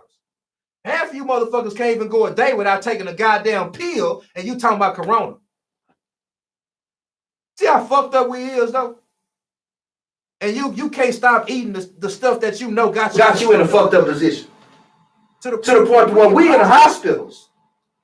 People be in hospitals sick, dying. Food got you there. You calling somebody, want them to bring you some McDonald's. Can you bring me something to eat? What these folks feed me ain't right. See, and then I'm gonna tell y'all, man. We so sick because being sick comes with comfort. See, I'm gonna get to the root of this shit. Wow. We so sick because you being sick comes with comfort. Think about this shit. Think about when you were young, when you got sick, what happened? Think about this shit. How much catering you got, how much nursing you got when you were sick when you were young. You didn't have to go to school, all right? Grandmama wanted to look out for you. You know what I'm saying? Mama come check on you, auntie calling. Everybody, that baby all right over there? That baby sick? That baby stole. That baby sick. Oh, come here, baby. Everybody hugging on you, grabbing on you, rubbing on you, touching on you. The most love you probably done got in I don't know how long happened when you got sick. Oh, and then when you got older, it came with another perk. Guess what the other perk was? The hospital. Oh, I get to go to the hospital? I get to lay up in this comfortable ass bed with the AC, TV. These folks waiting on me hand and foot. They got tubes in me. I can sleep all day. I get excused from work. Everybody saying that he in the hospital, he going through right now. People bringing you flowers, bringing you love, and telling you they want you to be all right. Half of the people laying in the goddamn hospital get a walk up out that motherfucker right now. But mentally, they still in that bed. See, that's where the placebo effects comes into play. They proven this shit. You're going to look this up yourself too. They give you a sugar pill. Tell you that it's going to heal you. In your mind, because this doctor had this white ass coat on. Because he know more about you than your body than you do. All right? He had you this motherfucking pill. In your mind, the doctor gave me this pill, it's going to heal me. I'm healed. You need to take one a day for the next 15 days. After that, you'll be perfectly fine. Get what I'm saying? So this is how they play on us, y'all. I'm telling you. And you think all this shit don't go back to the foods. They create the goddamn foods. They create the problem. And then they give you the diagnosis. How do you think they have so many names for mental illness? How do you think they have so many names for what you deal with mentally? How do you think they know what you're going to do before you do it? Oh, he's showing these symptoms. Oh, he's bipolar schizophrenic. Oh, they showing this. Oh, he's not schizophrenic, but he's bipolar. Oh, they doing this with he's just ADD. Oh, he's doing this as a severe case of PTSD. They doing this. Oh yeah, he has his mom abandoned him. He has abandonment issues. Oh, they doing? They got all the answers to your question in the Manila folder. And then to the point to where they got even more comfort for you. Oh, you can't work? Here's a check. You say you can't. You mentally. Here go a check. Here goes some money. And some stamps. You gotta come take this medicine though.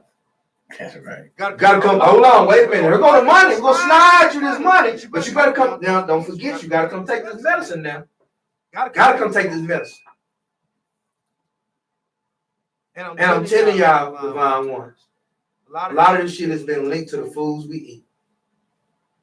Because I'm telling you, Dr. Sebi, I know right now Dr. Sebi is shaking his head, man.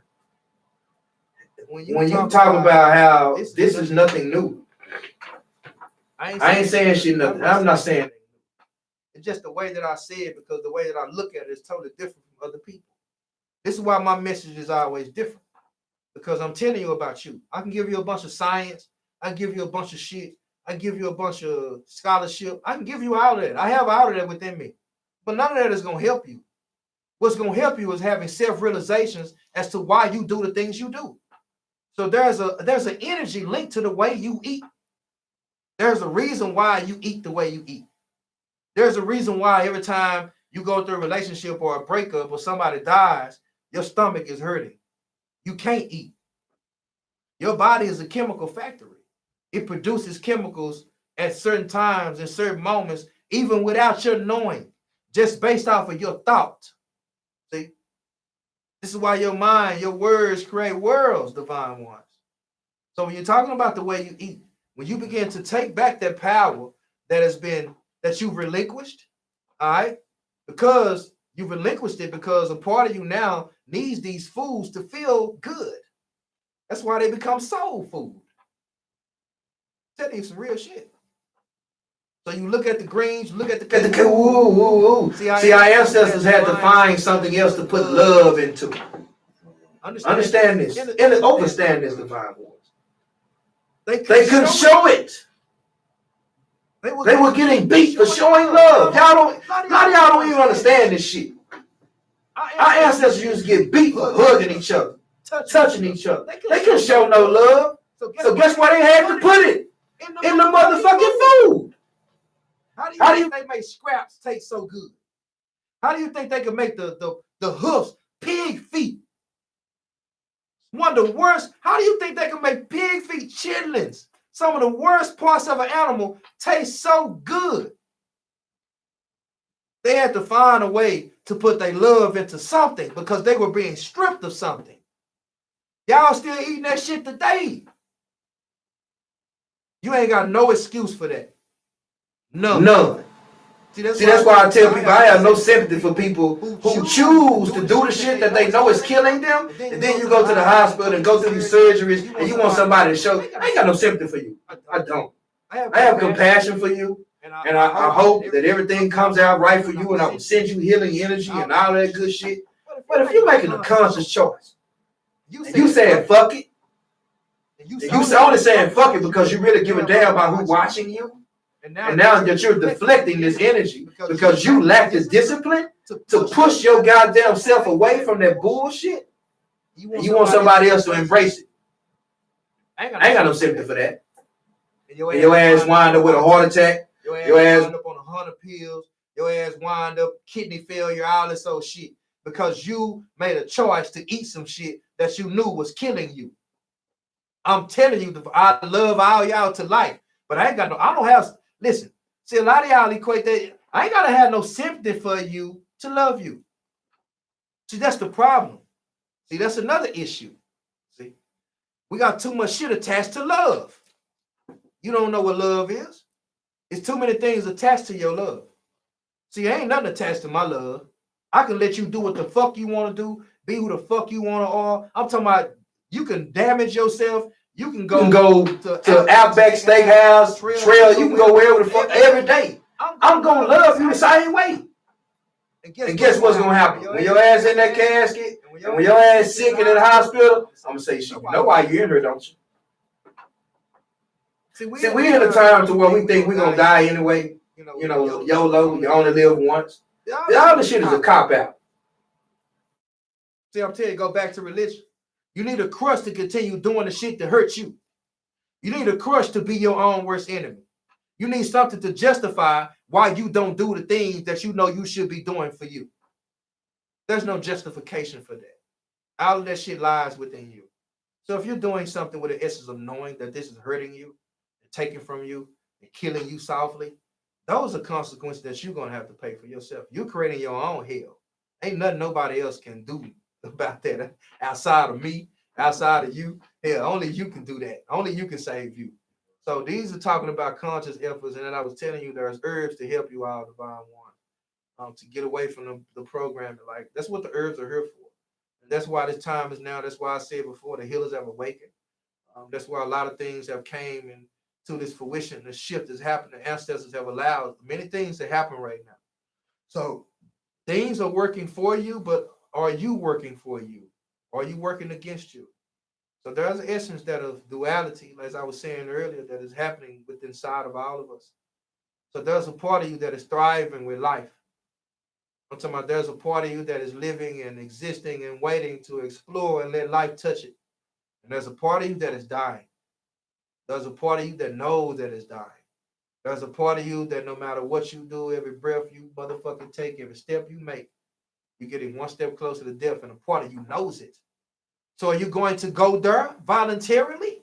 Are you going to help yourself get there quicker? Or are you going to embrace life? Live. Eat to live. That's what I would tell you to do. So let me ask you on this question, because I do understand, doing my own journey, spiritual journey. I know that being a Christian and then going to being in this Bible, it kind of pushed me to go somewhere, look for something else. So I kind of just like being a smoking cigarettes, you kind of replace your addiction. With religion, with everybody placing their energy towards this thing, have they actually made this thing real? Have they actually manifested this thing to be real? And that's why some people can't let it. Are you talking about Jesus? Yeah. Oh man, shit, boy. Yeah. Man, shit, boy. Yeah. Jesus just as real as the sun for some people. Right. But I'm gonna tell you something. Right. I tell people, man, anything you feed spiritually becomes real. Like, I don't care what it is. Like, this is how strong. See, this is where understanding your power comes into play. Because when you truly understand that anything that you feed on a spiritual level, anything that you feed internally from within you, anything that you give your power to becomes real. Like, straight up. These are how deities are made. So this was the whole purpose of them creating this whole Jesus and this whole concept of religion. This is why religions were created, to give us something to praise and something to worship, to feed this energy, to feed this entity, to allow it to become a living reality, not only for the person, but also in the world. So when you're talking about how now these energies and deities have become living realities, how even in certain traditions, the Indian tradition, they have thousands of gods. How even now Kemetic tradition, they always had a feminine and a masculine energy. How throughout time, man created God. Man literally has created God only because of our quest for something. So because of our quest for something, we've allowed ourselves to adopt this whole mindset of something outside of us being greater than us. Not knowing the true essence and the true source of creation dwells within us all. So allowing us to break free from that mindset requires a lot of unlearning and relearning. So it has become a living reality. It was for me. Like, straight up, it was for me. Like, and I tell people now even more so, the concept of God is what I don't believe in anymore. And so I still tell people, it's not that I don't believe in God, because even that word to me is a concept. Okay? Now, why is a concept? Because it means that you have to live up to something if you're trying to live in God's image. Right. Whenever you say those words, I am trying to live in God's image, right? Or I am a God, or whatever the case may be. This requires that you be or live or act a certain way. All right? You still can't just be that way. See, this is you trying to create yourself in some image. You get what I'm saying? So this still becomes a subconscious battle for the person, because a part of us has let go of the concept of us being taught to worship something, to us beginning to worship this essence of something, or this thought process of something, and not embracing the true essence of this something or this creator within ourselves. So there's a lot that goes with letting go of that. There's a lot of releasing or removing yourself from that programming. And even the text speak on it before. You know what I'm saying? The text speak on you worshiping idol worships and all this other kind of shit, right? And when you truly understand what these texts are telling you, because at some point, if you go back to your Bible, you can decipher it. You will realize that the Bible was talking about you the whole time. And the Bible was telling you about a journey to you. And there's things that you're going to go through in this world. There's suffering, there's strife, there's trials, there's tribulations. You're going to believe certain things. People are going to teach you things. People are going to turn against you. People are going to lie on you. They're going to lie to you. People are going to judge you. People are going to not give a damn about you.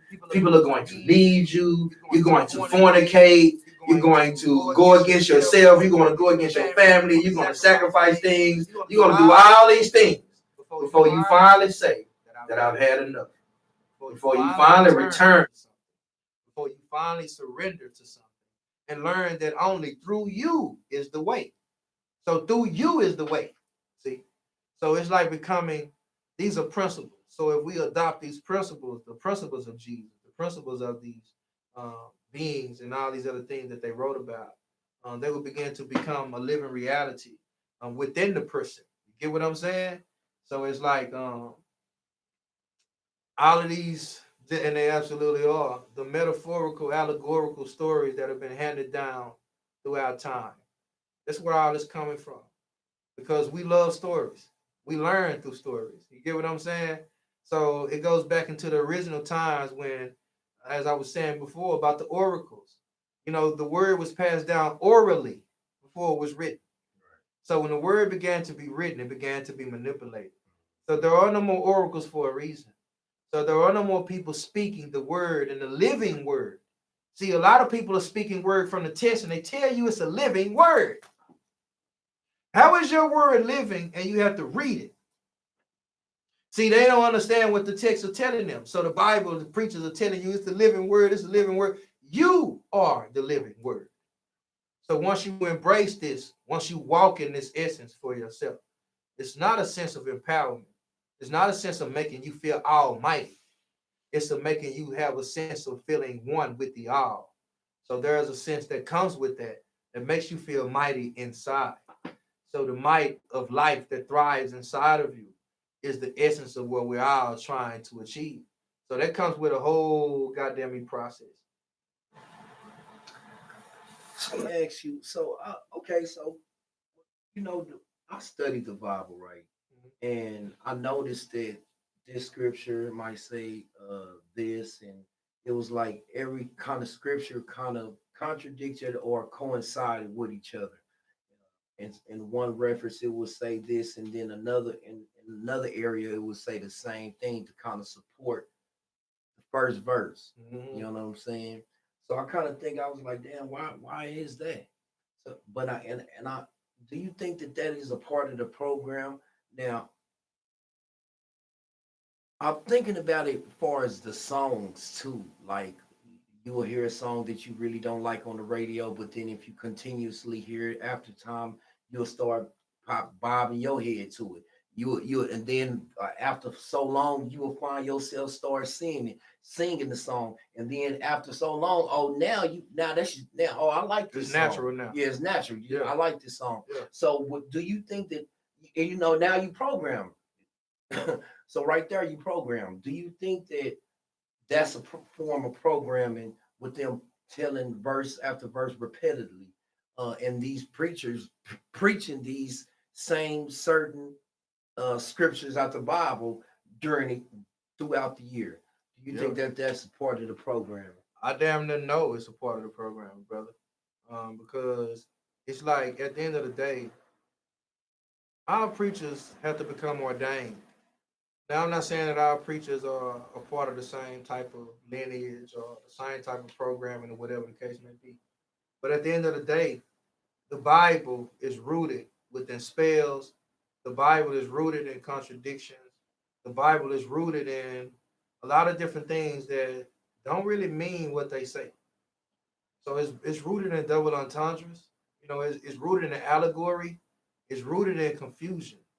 So when you understand why your preacher has to go from First Corinthians, to goddamn me Revelations or something, the reason why he has to jump and skip over from verse to verse is to help you, or it's to help paint a picture. All right. So what does this mean? Why is this even something that is necessary? Why is it so common, I should say? Why do so many churches do this? How many times have you been to church and the preacher preached from one book and the preacher goes into another book, and before you know it, when the sermon is over, you forgot what the hell was being preached about any goddamn way? You get what I'm saying? So this is an aspect of words that have been manipulated. Because when you talk about what is that First Corinthians? It's that First Corinthians. Be ye gotten, or might be gotten. No, Genesis. All right, might be gotten son. Adam might be gotten. When you're talking about something begotten, this is something that's saying that it came from something. You get what I'm saying? Right. So the whole aspects of this word is rooted in so many different tongue twisters and so many different things that you have to make sense out of for yourself. So it's like, even after the service, you got to go ask the preacher maybe what this was meaning for you. So it's all about, just like what you said about the programming, about jumping over from, you end up, or they have to keep flashing certain things to you, right? It's like how they got to make a new slave movie every goddamn year, right? It's like how they got to keep reminding us, even right now, what we're dealing with. Right now, religion and spirituality, like black people are divided within people, not just black people, people period, are divided within who believes and who doesn't now. This is an age-old battle. This is some shit that's been going on. This is some shit that's been going on since the Council of Nicaea, since the 1800s, the 1700s, whatever the case may be. All these different things that have came into place because they divided the people and have one people worshiping this, one people liking this, and one people liking this. You get what I'm saying? And that's right, beloved. Etymology 101, because the words equate to spells. That's why we're dealing with the English language. We're dealing with a bastard language. We're dealing with a language that's comprised of French and Greek and Latin and all these different things. All right. Really a Swahilian or a trade language. It's a merchant language. All right. It's talking about corporations and all these different things. So even this is why even now, even if you look at the Bible and how it's really talking about possession, all right, even how it talks about you got to possess the woman, you can get her for 5 pieces of silver and all this other kind of things, and how the woman has to become, she has to drop her last name, become the property of her husband. You know what I'm saying? Like, all of this is telling you that something was replacing something with this word. Something was being usurped. Something was being replaced. Something was being removed. And what was being removed was the essence of the divine feminine. So now, this is what we have right now. This is why we're dealing with what we're dealing with right now. This is the age of the rise of the divine feminine. So the divine feminine energy is being raised in a lot of different ways, and they know it. You know what I'm saying? Right. And so now that the feminine energy is present, a lot of people don't know what to do with it. Because feminine energy is chaotic. All right. So now what we got to do is raise our vibration. That's why we're dealing with this whole shift the way we're dealing with it right now. Because if your vibrations aren't raised, if your immune system, all right, if these things aren't in proper alignment with the universal energies, there will be some suffering that will come to you. And that's just a natural thing that happens to a lot of us, through our life. So would you say that with them having this coronavirus out there, them showing this, keeping people mind, you know, all, you know, this place and that place and this place and that place, and you know, just keeping people in a state of fear. Uh, you know, what should people be expecting from this? Is it you know what do you think? What do you think is going on? You know, because as you can see, why I'm saying that is because people are emptying out the stores now, and you know they're not replacing anything really. You know, you can go in there, they probably replace, you know, bits and pieces, but it's like they not replacing stuff in the stores like they usually doing. Mhm. You know what I'm saying? Is it because of people creating this fear? People, you know, reacting, overreacting. You know what I'm saying to all this, and you know, the diagnosis is that of a common cold. Hmm. So you know, but is this going to be the turn of something? Do you think? You know what I'm saying? What Yeah. do you think? What do you think? Man, that's a powerful question because there's a lot of different aspects on this. While people are talking about the coronavirus, all right? A lot of people are speaking on it right now. A lot of people are coming from a lot of different aspects when they look at it. But for me, I've been making kind of a more deeper observation. There's something greater at play here. Uh, Even if you always look at it, you know, we don't ever really know what they're up to until after it happens.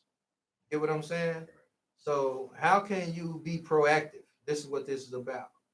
Becoming proactive instead of reactive. See, this is what I think people should be learning right now. We're so reactive to what they give us. So they judge us based off the ways we react. So that now they've performed this drill because I think that it's been more like a drill, but I also think that it's designed to kill a certain amount of people and a certain uh, race of people, a certain gender, or whatever the case may be, or certain people with a certain makeup. Um, Dealing with people attacking the immune system, dealing with people attacking elderly and youth. I made a post about this coronavirus, and I was talking about the area of the body that it's attacking. When you understand that it's shutting down your breathing function, when you understand it's dealing with respiratory issues, when you understand that it's talking about sugar, it's talking about basically because all of these things happen when you have either a high amount of sugar in your body or a low amount of sugar.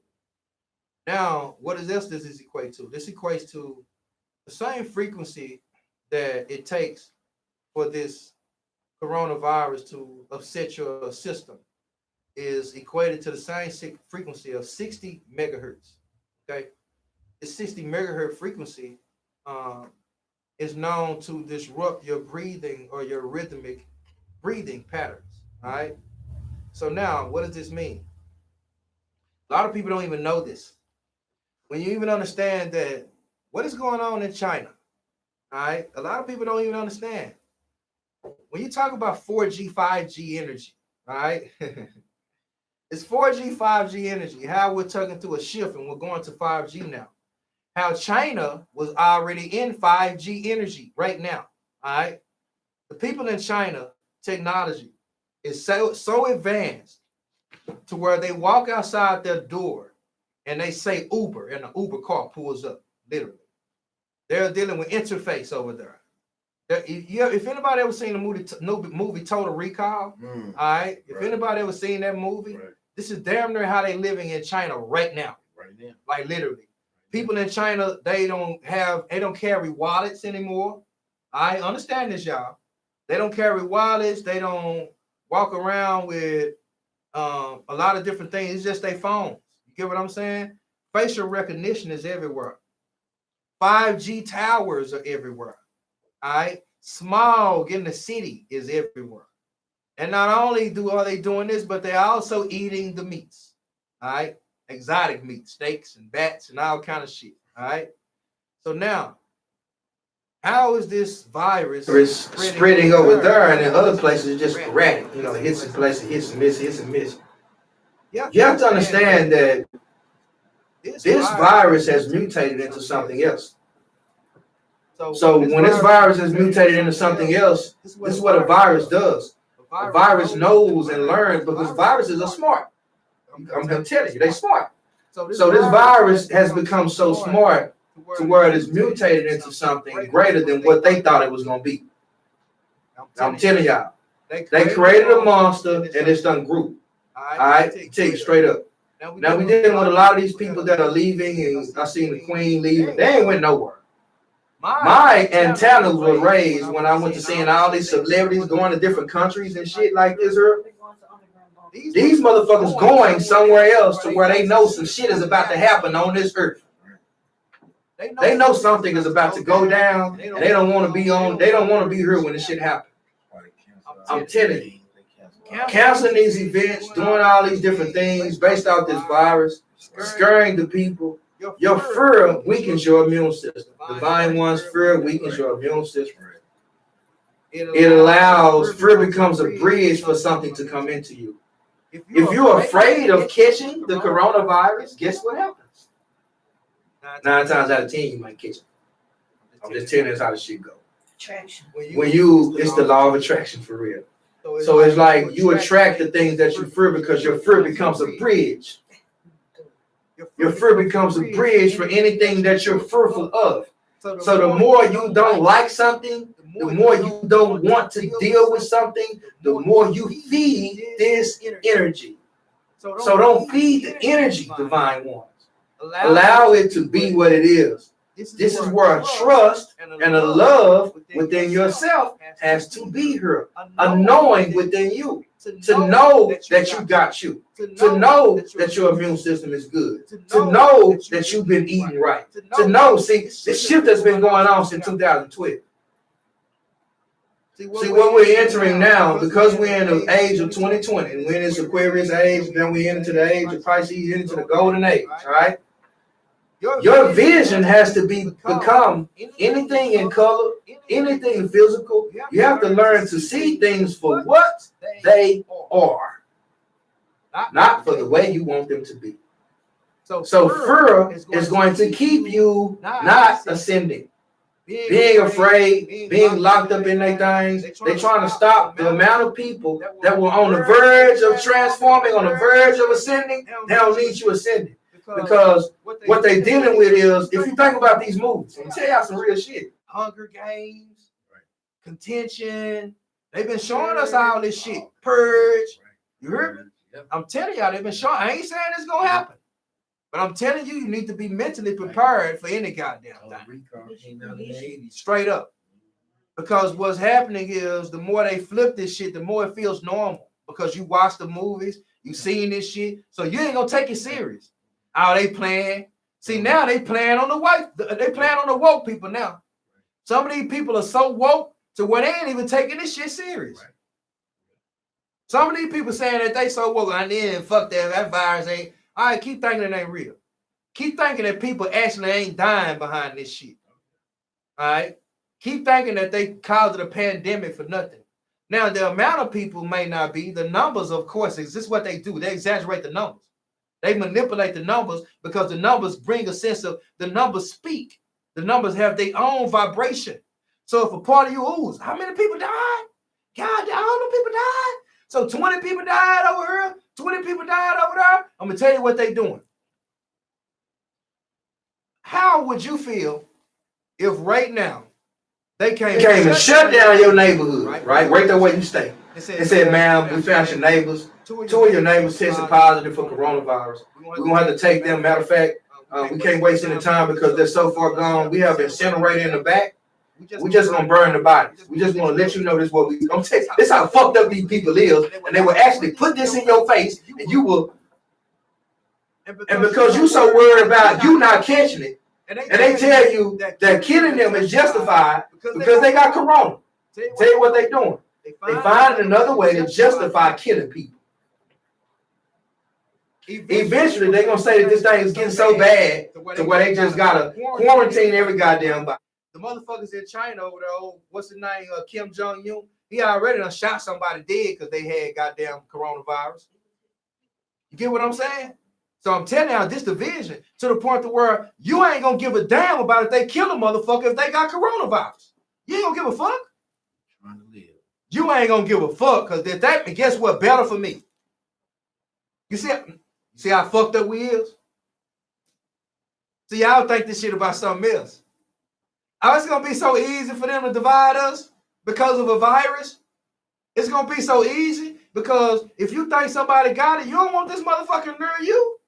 You want these folks to do whatever they gotta do to keep these motherfuckers that got corona away from you, even if that means killing them. Where they had to go. Oh, and now it's to the point to where now we black people, we can't catch it. This for the white folks.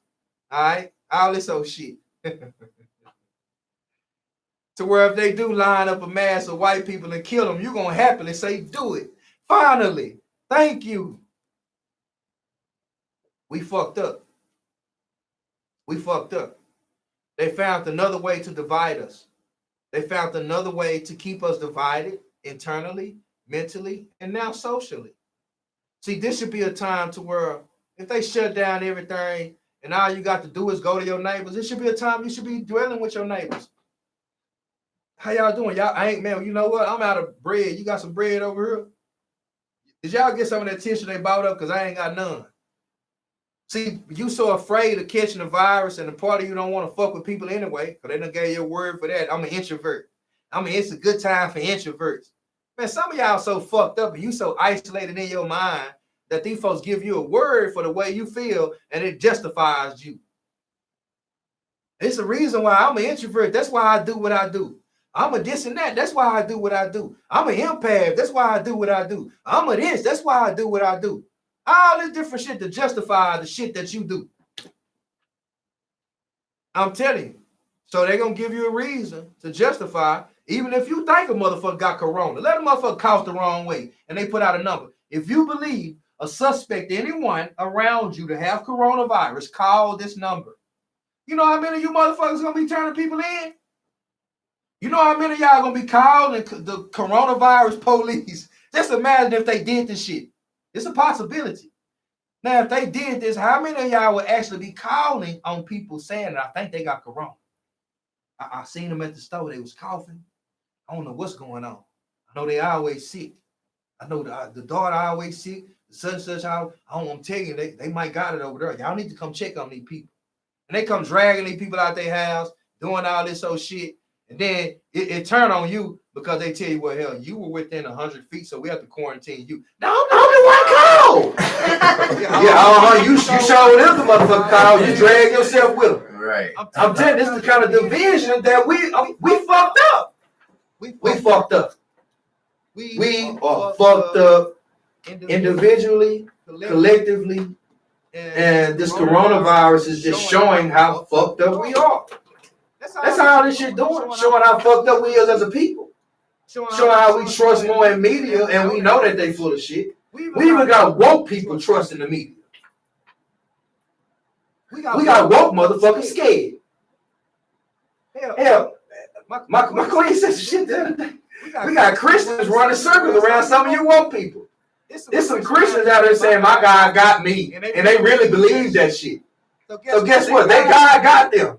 But because you think you know so goddamn much, I'm taking elderberry. I'm doing all of this. I'm doing all of this now. And you want to sell all this shit to people that you ain't even been taking. Fatten the motherfucker talking about you a healer. I'm talking about high blood pressure, all kind of shit. Talking about you know knowledge of the herbs. I'm just saying. Motherfuckers done went out here and done all kind of shit. Selling UC mouse. Now. Man, I'm saying, man. And I'm telling y'all, man, we fucked up, man. We got people playing on your ignorance, people playing on you being sick. See, you are a commodity. You become a commodity even for your own people. This is what corona is exposing for a lot of us. See, a lot of people ain't trying to, now we judging people. Oh, y'all mad now because your kids ain't in school and y'all got to put up with them. I done seen so much judgment behind this shit, it's crazy.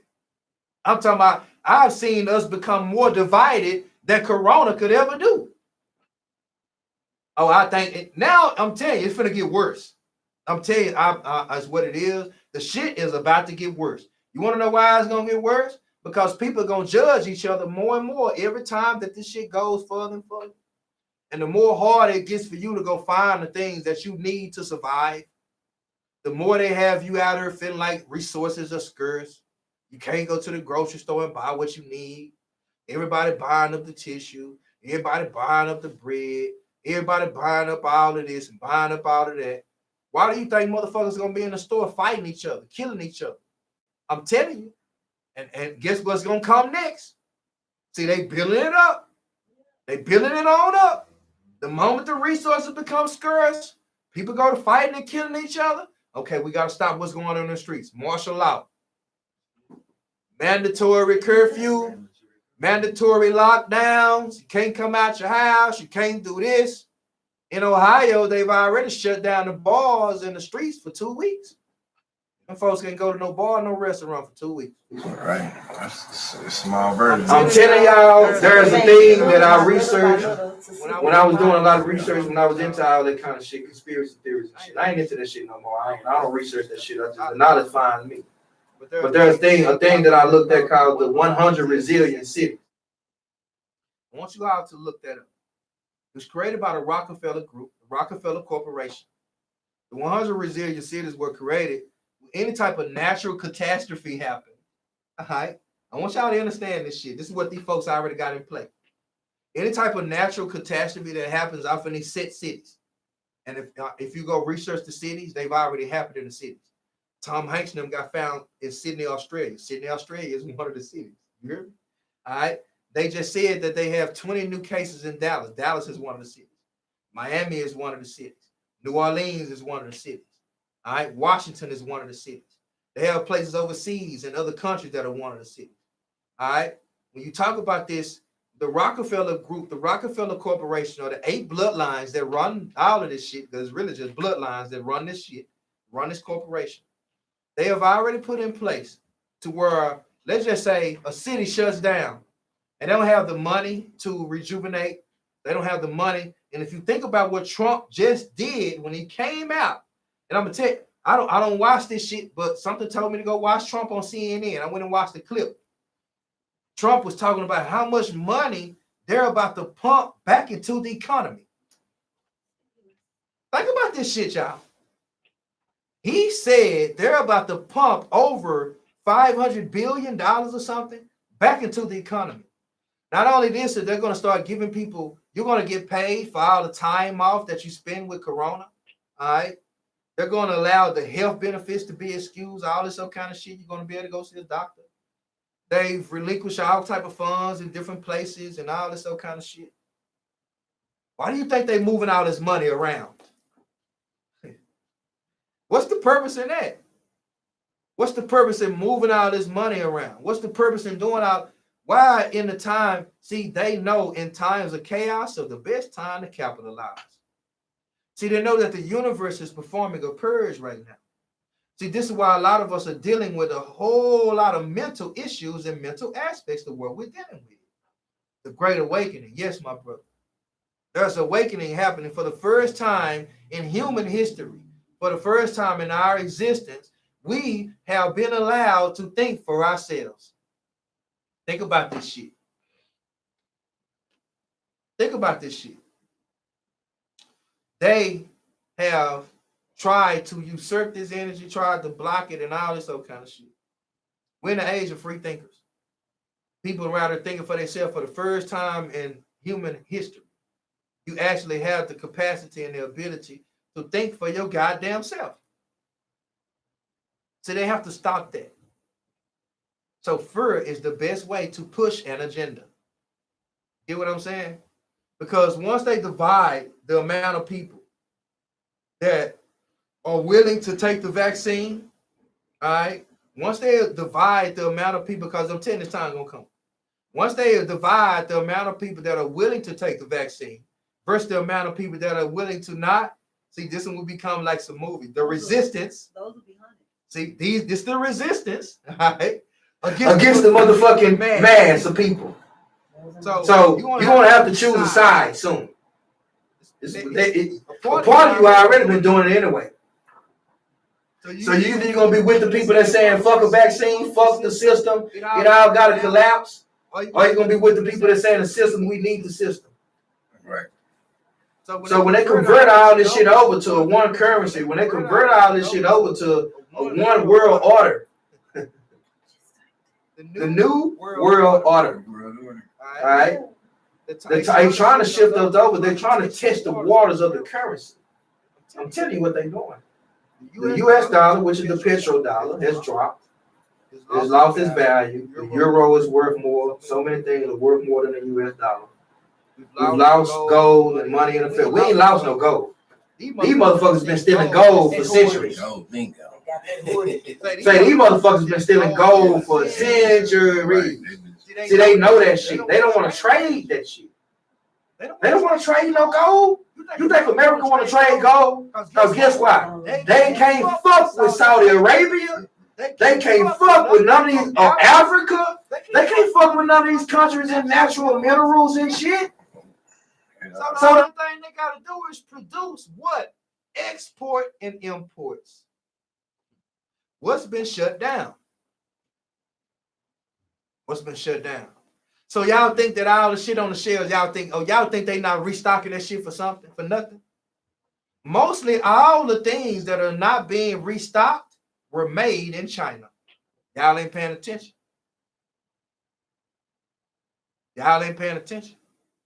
Most of the things that are not being restocked were made in China.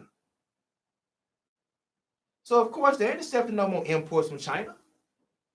Nah, they've been putting sanctions on China since Trump got in office.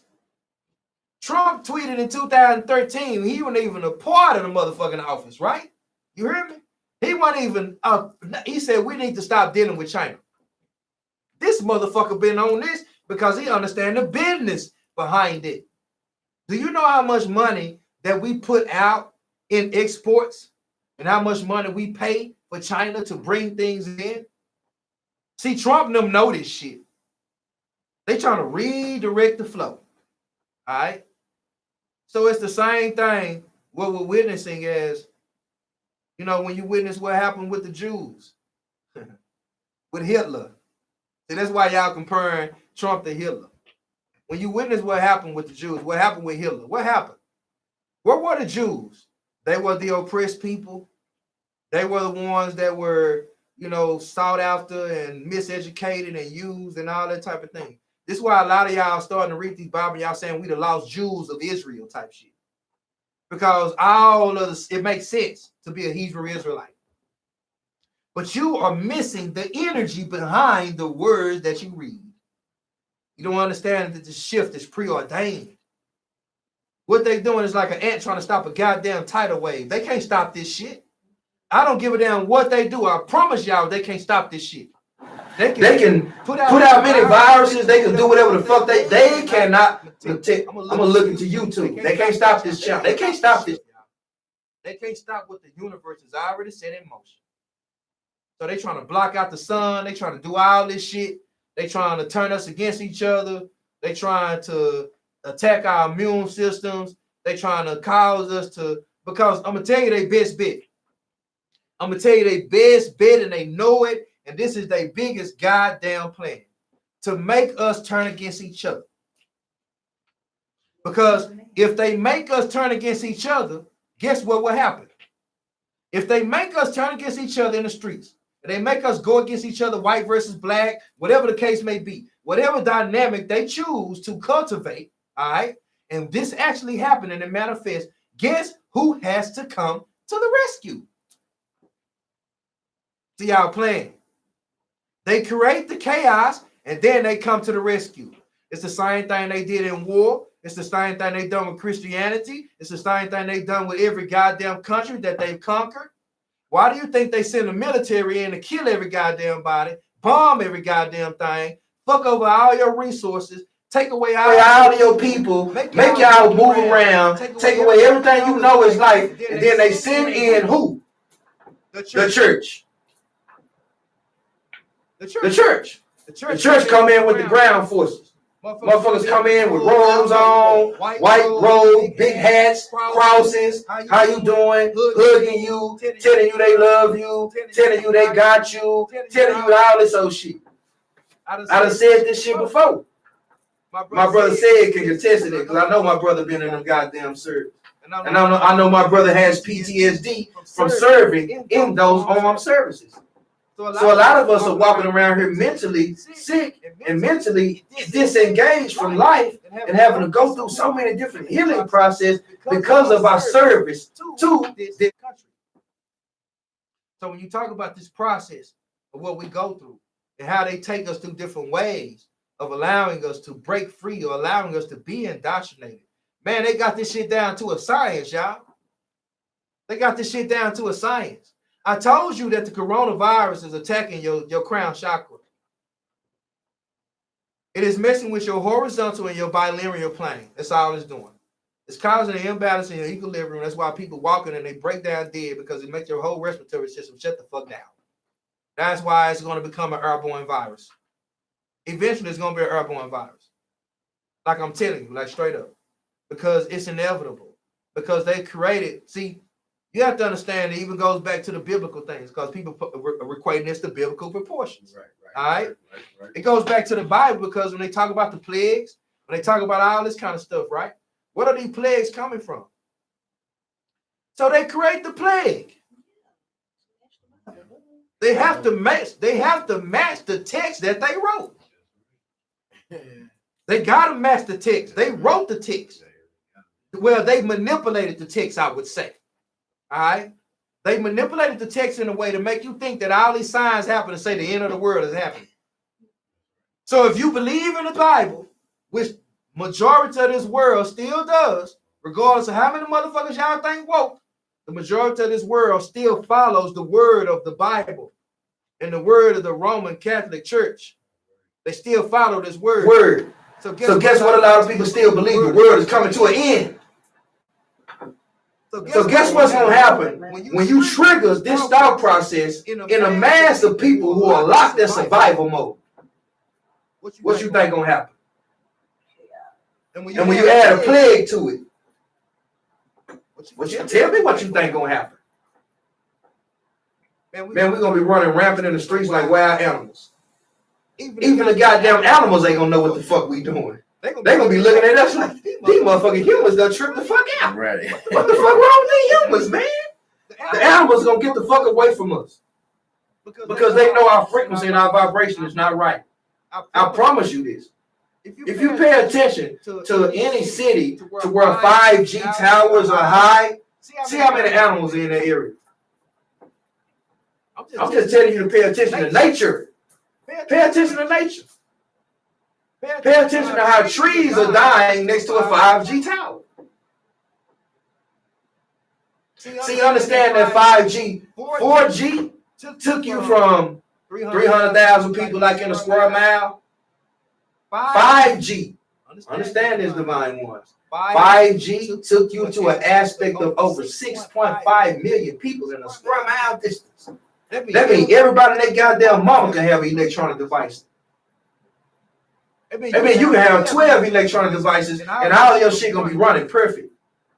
See, this is the world that they moving us towards, because China's already there. So what we're experiencing is the people in China that have already been removed from the sun. They don't get sunlight. All right. Now, when you equate that to a scientific fact, all right, as to how much there's energy, there are essences within ourselves that absorb more sunlight, us as black people, melanated people. Y'all think it makes y'all something more magical, but it makes us much more absorbent of the sun's energy. So you need more sunlight. So guess what that's gonna mean if they block out the sun? See, y'all stop playing. Guess what that's gonna mean if they block out the sun? What people are gonna suffer the most? It ain't the motherfuckers that don't need sunlight. See, y'all missing this shit. You think it's all about a race. You think it's all, man, they targeting every goddamn body. They ain't just targeting a certain people. The 5G towers activate the sweat pores in your body. Do you know you have over 5,000 to 8,000 sweat glands in your body? Do you know that the heat from the 5G towers, the heat from this frequency actually can make you sweat and make you feel hot? So just imagine what this summer finna be like. See, y'all playing. So why do you think they had this virus come out and we're about to go through the spring equinox? What do you think March is? See, I'm gonna give y'all a little esoteric shit. What do you think March is? What sign is born in March? Somebody tell me what sign is born in March. What does March mark the beginning of if we're talking about the spring equinox? What does March give you? If we're talking about the spring equinox, yes, my brother, Pisces to Aries. We're talking about the waters. If we're talking about March, arch, the ark. March is the arch. March shows the ark of the covenant.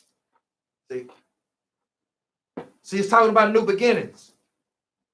Why do you think the dates in the spring? Why do you think life begins to happen and thrive in this universe? And now here they are pushing death. If you go back and look into the time that they dropped all these viruses, it was right before spring. Man, these folks play games, y'all. I'm telling you. These folks play games with our mental and our bodies because our bodies and our minds are linked to the universe. We link to the universe. The reason why we have longer days and shorter nights is because of the fact that the moon and the sun are doing a divine change.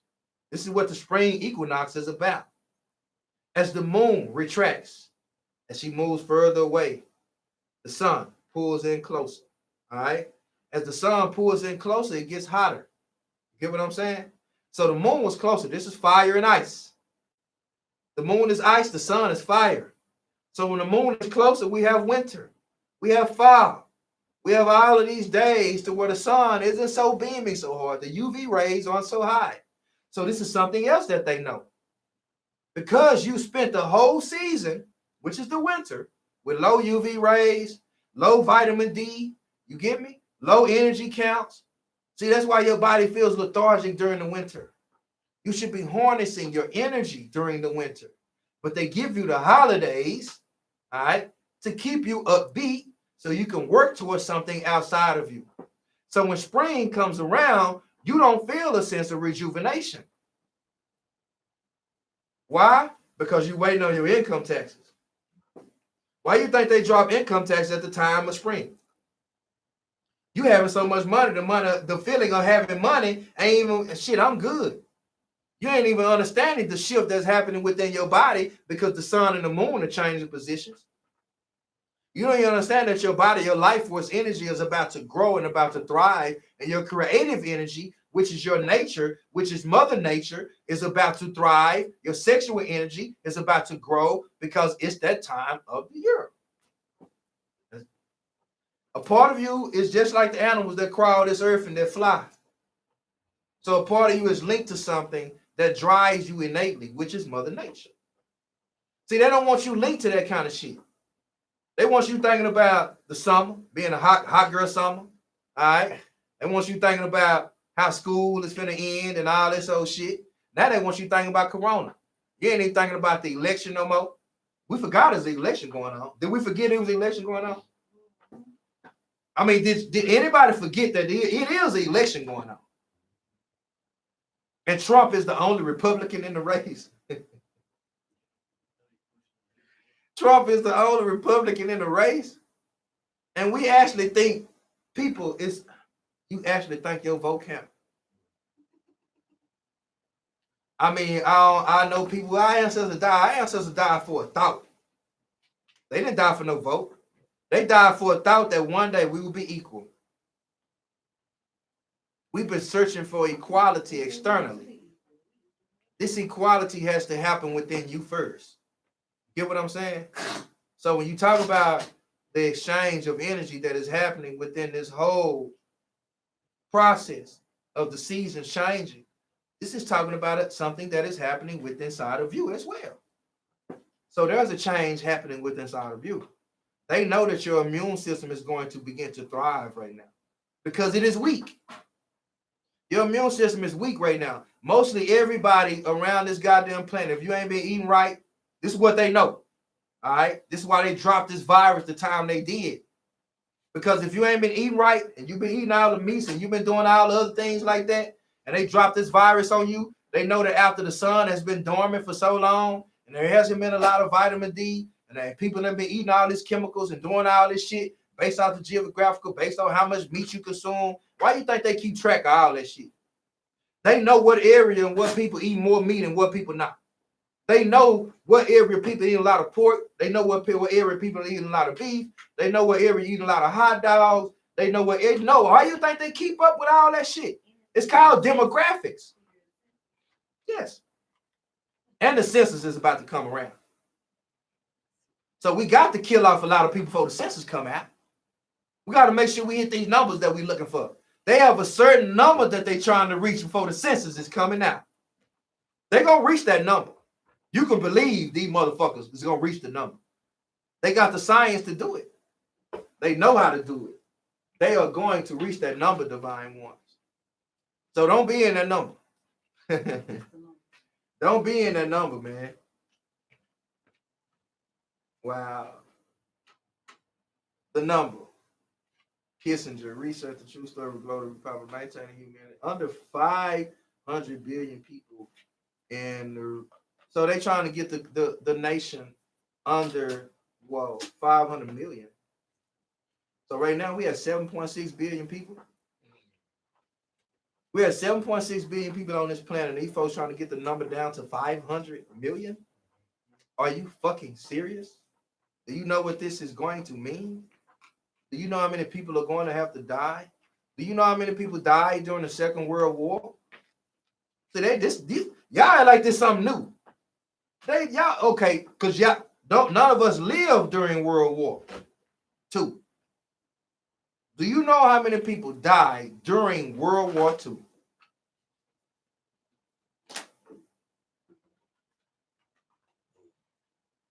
People. These people are heartless. They're ruthless. They don't give a fuck. They don't give a fuck. So the only way that you're going to break free is you got to give a fuck about yourself.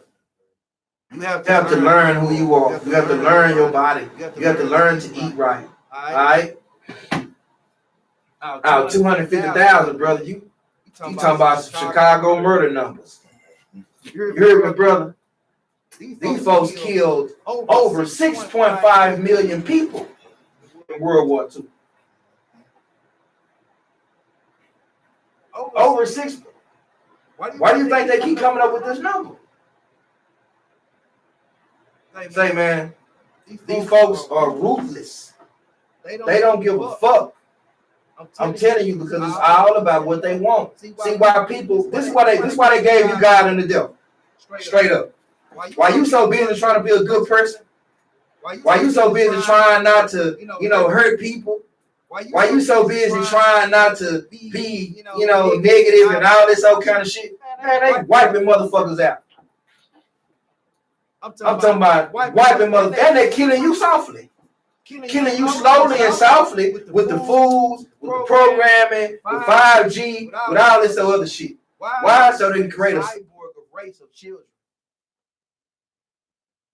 I'm telling you, kids damn near already cyborgs. Some of y'all 3-year-old, 2-year-old babies are holding cell phones. They can't even speak a whole goddamn sentence, but they know how to unlock your phone. 2-year-old to my, you know how to take a selfie, give him the phone. He know what he's doing. You willingly giving them these devices. I'm telling you, this is the programming. See, you don't see the programming. They like, here. Take all this convenience. Add all your cards to your phone. You don't even need your wallet. You can walk up to the machine now and scan. They trying to make us like they did. They do trial runs. Why do you think if you look at this world, if you pay attention, they always put something in another place before they finally put it here? Like, it's like something starts out in one place and then it makes its way around the world. Because they test it out in one area to see how these people react, and they let it make its rounds and let it make its ways to a different area of people as they calculate and as they begin to evaluate on how to make it better, how to make it more efficient, how to sell more. You get what I'm saying? So they got the science of you figured out, divine one. So there's an aspect that we have to go through in order to break free from that shit, man. And it's a lot. It's a lot. So I just tell people that this programming is way deeper than you know. It's way deeper than you even understand. So when we really embrace that, we are dealing with the machine. The only way out is in. The only way out is in.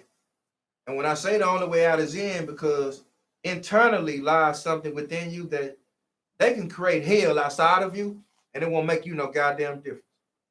They can do a whole bunch of shit to this world. They can do a whole bunch of things that are out of your control. They've already gained this control. I mean, that's the reality that a lot of us don't want to face. They got the control. They have control over this world. They have control over the way the mass of the people think. They have control over this matrix. The only thing that you can't give them control over, that you got to take the control back from, is you. You. It ain't about no church. It ain't about no group of people. You can't save no goddamn body until you save yourself first. You got to save you first, divine ones. So we trying to save our people. We trying to do all these things, but nobody's really saving their goddamn self. Save yourself. Heal yourself. Break free from the matrix for yourself first. And guess what? You ain't got to go back and get your people. I'm going to tell you why you ain't got to go back. They gonna come. My brother just said it, goddamn. If you build it, they will come. See, y'all thought it was talking about a church. Y'all thought they were talking about some building, some big ass place to worship. If you build you, they will come. See, I built me. So now y'all coming. See? And I invite you into my temple. I invite you into my safe place. Because I have enough room for all of y'all to dwell. Because I am the all. I am within you. So I dwell in all things, and all things dwell in me, because I see the divine in all things, and all things see the divine in me. So there is no such thing as you need somebody else or something else. You become this for you. So once you embrace this mentality, once you embrace this equality for yourself, it will allow you to break free from a lot of things that have been keeping you bound and keeping you prisoner within your being. Because the only thing that you experience in this life is inside of you. It ain't got nothing else to do with nothing else. It's all about what is happening internally. It's all about how you perceive things that happen outside of you. So you got to make yourself in such a way to where they can create a hell outside of you. They can create a fucked up place. They can create goddamn me Mad Max scenario outside of you. You heard me? I'm talking we can be in the age of machines, Terminator type shit. They can create all that shit outside of you. But you still good. Because you know who the fuck you are. So the world can change. The world can burn down. The world can do all these things. But guess what? You're going to stand strong. You're going to stand tall. And it ain't about you being selfish. It ain't about you being none of that. It's about you honoring the fact that the only existence that you truly know is your own. The only existence you know is self. See, if you can't embrace that part of your existence, if you can't embrace that part of you, you can't do shit for nobody else. But wait on them to save you too. Now we got a group of motherfuckers waiting to save each other. That's what we dealing with now. A group of people waiting to save each other. Waiting on somebody to step up with a cure. Waiting on somebody to step up with something. So when these folks come out with a cure, you're going to jump your ass in line for it. I'm going to take the vaccine because I don't want that damn coronavirus. Man, don't do that to yourself, man. I'm telling these folks know how to mind manipulate us. They know the way our mind works. They know how to play us with fear. They know how to play us with so many things. So there's so many things that we have to break free from. And there's a science to this shit, like it really is, because there's a science to you. So the science to you is simply something that can be revealed within you. You know what I'm saying? So it's like exploring you is the whole purpose of this. This is what your spiritual journey is about. This is what your healing energy is about. This is what healing yourself would do.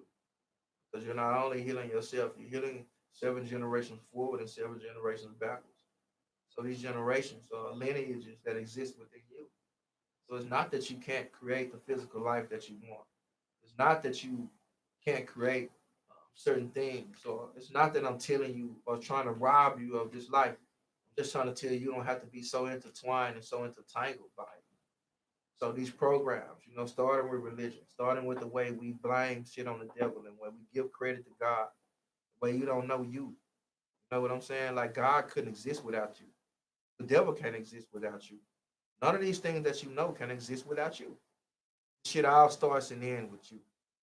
Once you embrace that you are the beginning and you are the end, the essence of the creator will be revealed to you. So there's parts of you that is waiting to be solved. There are parts of you that are waiting to surrender. You just don't know how. You know what I'm saying? So this surrendering means that you have to let go of everything physical that you think defines you. It don't mean that you got to go stay in a monastery somewhere. It don't mean that you got to go, because I'm telling you, I thought that for myself. So I took myself through the eternal fire so I can tell you what it was like to go through it. I allowed myself to become a walking corpse so I can tell you what it's like to die in this life so you won't have to die twice. So I embraced death. I allowed parts of me to die. I allowed parts of me to die so I could live. So I've embraced life internally. So this in turn has allowed eternal life to be bestowed upon me. So you can plan your death even in life. You can plan where you want to go in death. What do you want to create when you die?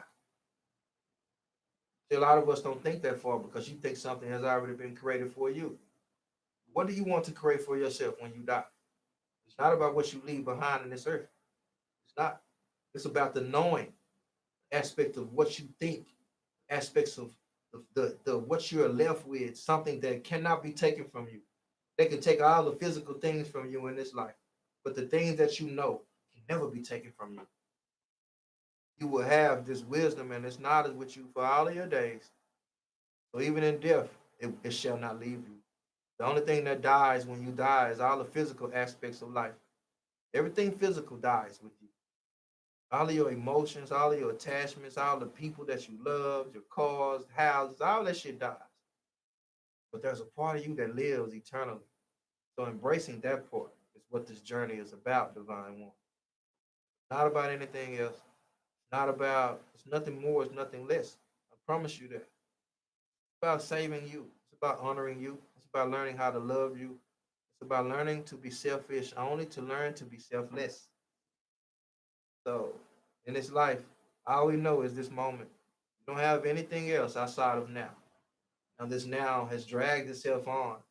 A lot of times you become a prisoner of your past. You become afraid of your future because you think you're not prepared for it. But you're ready for whatever.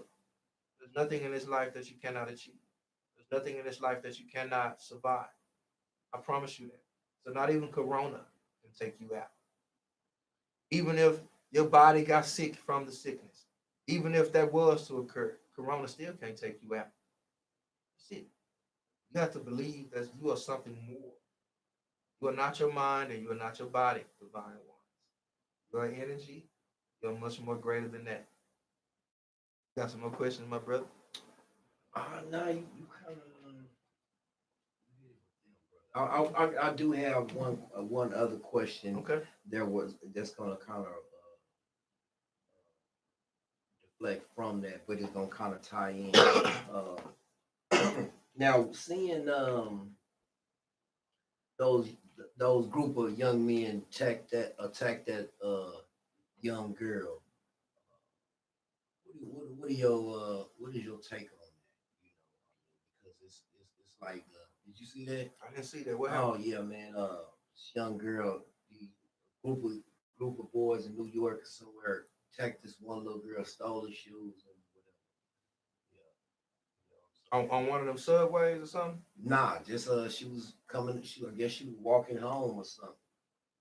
A See, little black girl got attacked by a whole group of boys, and I guess somebody said that she was trying to be a part of the gang or be a part of that. You know what I'm saying? But I mean, regardless, what do you take of that? What is, I mean, because that's the youth, the man, direction that they going. that's why I do what I do because our youth is suffering. Our youth is suffering, man, tremendously because they come from a long line of suffering. See, our youth are a result of a lot of years of us, our unhealed traumas. This is what our youth is. They're reflecting all of our unhealed traumas, all of the division that lies within us as adults, all the things that we fail to heal from, all the broken homes, all the lack of love, all the lack of compassion that these kids have had to endure is now spilling out through them. The fact that they don't, the fact that young men, and damn, this shit made me think about Pop. You know how when Pop said, we got our name from a woman, we got our game from a woman. What we got, he said, why do we take from our women? What we hate our women, we rape our women. One day we're gonna. He said, man, we gotta kill for our women. So it's like knowing that right now, a bunch of these youngsters don't know how to protect their women. They only see them as a commodity. They only see the young women as something that they can conquer. Now, this has a lot of different dynamics to it, but this is talking about the mental health aspects of what we're dealing with as adults and how it's truly been passed on to our kids because they're mentally sick. Our kids are running around doing grown folk shit and they don't know how to be grown. They're running around with too much time on their hands. These kids don't respect authority because they're not getting at home. We have a group of people or age of people that have raised kids based off of what their mothers and fathers want for them, were not for them. So you've instilled your fears and the things that you didn't want your kids to go through into them. So now your kids are a walking reflection of everything that you scared of. So it's like allowing kids to be kids, like because the confidence that a young man needs to climb a tree ain't the same confidence he needs to go to school with anymore. So these kids are being judged in so many different ways. So even if a young man doesn't want to call this girl a bitch, even if he want to say, "Nah, y'all stop," even if he want to say, "Nah, y'all don't do that," a part of him won't do it because everybody else is doing it. See, we're in an insane asylum, bro. Like to the point to where mental illness is now natural. Like to the point to where when people do fucked up shit, we film it. Right. It's a norm. Like nobody's now it's to the like we are so reactive now. So because we're so mentally ill, we wait on shit to happen so we can heal from it. We wait on shit to happen so we can do something about it instead of taking proactive or precautionary measures. So because these boys have been robbed of something, which is, whether the mother or the father, or whether this lack of love from either parent, or whether all these boys know it's survival, because most of these boys all they know is survival. Now, when you equate that to rap music, raising these boys, raising these kids, and how even in the raps, bitch this, hoe that, bitch sucking my dick, this bitch ain't shit, I even listened to a young man today on a live video, youngster, and he was a very popular youngster, I know him. But he was talking about, yeah, these hoes, let me tell you about these hoes, man, these hoes, this and that, this and that. And it was so many young girls commenting and saying, I'm a good hoe. I don't know why you say. So it's just telling you about the level of programming that even our women have been submitted to. So now our women submit because they've relinquished the essence of their power to this man if he can show that he has something, if he can show a sense of status. Like, he ain't got to be worth a damn, but if he drive a good car and do all this other shit, this woman is down to do anything for him. And now we're in an aspect of where the women feel more like women are struggling or going out to be empowered more so than a man. So we have two groups of people that are fighting for the same thing. The men want the power, and then the women want it too.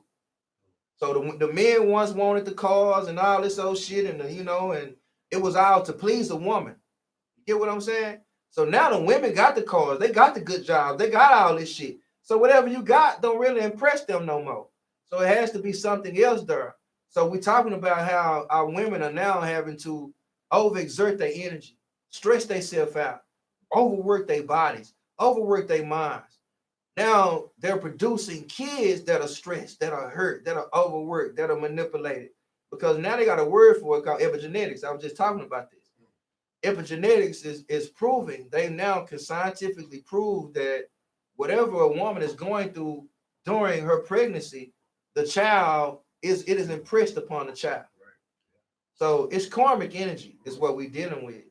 So when you allow yourself to truly look at these kids and realize that they're a karmic reflection of their mother and their father, it lets you know the type of energy that these kids are having internally. So a bunch of these kids are hurting internally.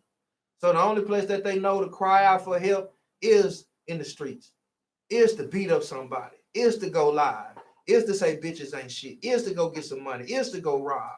Because a part of them is crying out to be accepted, crying out to be loved, crying out to be heard. And a lot of them think either getting in trouble is gonna do it, because that's the only way they've been getting attention their whole life. Every time they get in trouble, everybody want to know what's going on, or getting sick. You know, it goes back to the times in your life when you got the most attention. Right. So most of these kids don't get paid any attention by their mothers and fathers until they fucking up. So they go out and they just the fucking up just increases. It just get worse and worse. So they did something, they got away with it. They do something else, they get away with that. Before you know it, they on the verge of saying, I can do whatever the fuck I want to do. Because a sense of empowerment comes because nobody never stopped them.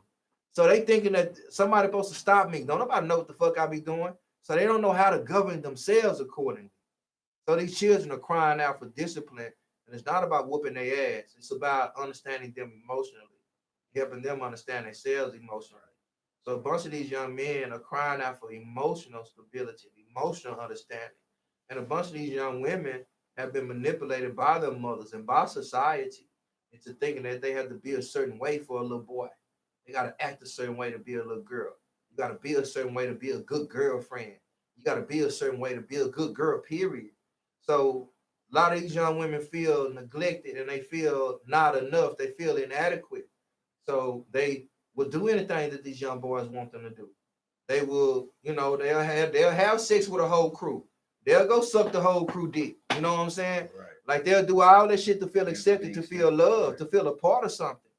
So this shit is like, man, this shit is deep because these kids are actually more suicidal. The rate of the youth is the high rate of suicide amongst the kids is high right now. These kids are suffering, man. They suffering in more ways than we even know. So to me, that whole incident about those boys jumping on that little girl, and I haven't saw that either. Uh, but I could just imagine that many young men jumping on a young lady anyway. So it lets you know what this society has came to. The fact that even young men, nobody ever stopped to check themselves. None of them ever, nothing ever clicked within something to of neither one of them to say this ain't right. So it's like that lets you know which way we're headed. You know, it lets you know that if we don't do the proper things and become the change we seek to see, these kids are going to be their own worst enemies. And they've already become that. So they locked in survival mode, man. These kids, all they know is survival. So beating up a girl ain't shit. You know what I'm saying? Beating up whatever ain't shit. Doing whatever I gotta do, it ain't shit. Yeah, that bitch ain't shit. You heard it in the raps. Like they even talk about, like you even heard off in the songs. And I just saw something about the baby had slapped a little old girl because she put her phone in his face. And these are popular rappers that are doing this type of behavior.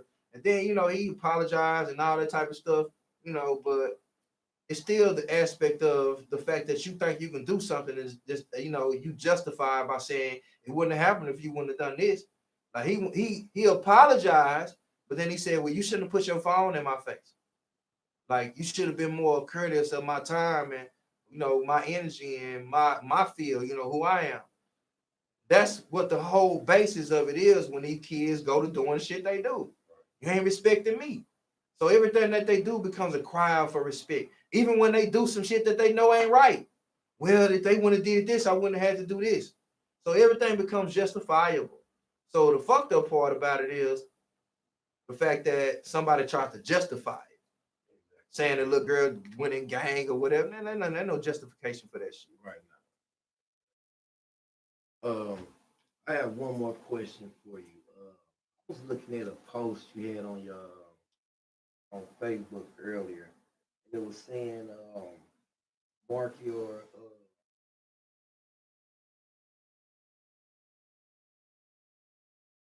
with your the first letter of your name, with your birthday. Mm-hmm. I ain't expound on And numerology. that. Yeah, I'm trying to. I'm gonna look for the post. I'm trying to find the post, but I was gonna see if you can expand.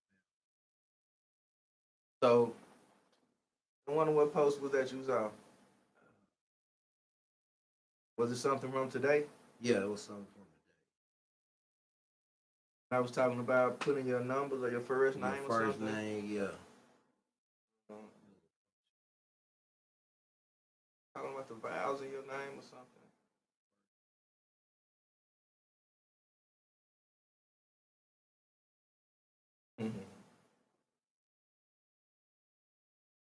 I gotta get your numbers too, brother. I gotta get your numbers to you, Giovanni.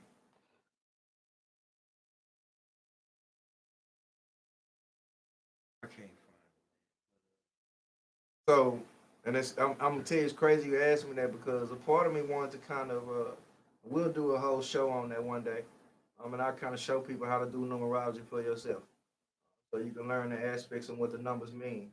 All right. So, what you're dealing with is, and I'm trying to think of what I posted on what my brother's asking me, but there's a lot of aspects in your name that numbers can equate to. Now, there is an essence of what's called your soul urge number. It's something that I've been wanting to talk about. The soul urge number can be equated from all the vowels in your name. Okay, all the vowels in your name represent your vow to L. You talk about your vow L. All right, your vow to L. What is L? L is the energy. All right, L, the Elohim. All right, it's talking about a vow to something. So your soul urge number, your first name, the first letter in your name can tell you a lot about your energy. Let's just say like me, the first letter in my name starts with a D, which equates to the number 4. Okay, because it equates to the number 4, this means that I'm somebody who likes to be grounded. I seek stability. I don't mind working hard. You know what I'm saying? So when you have the letter D, every letter equates to a number. So the first letter in your name can tell you a lot about traits about who you are. And also your whole name adds up to a vibration. Now, there's so many different numbers that your name can be broken down into. Now, I guess I'll give y'all this before I go, very quick. I know my brother got the camera on YouTube, and I guess you can put it behind me, brother. As I go off into this real fast.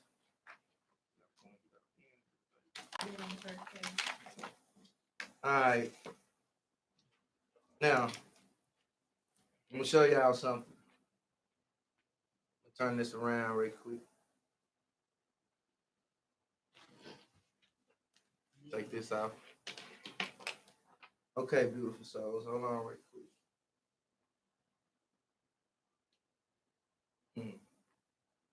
Hold up. Okay. Now, when you're talking about the numbers, all right? You know I'm left-handed, so you might. Now, this is how you want to do this, okay? You're gonna go. The alphabets equate to a number, okay?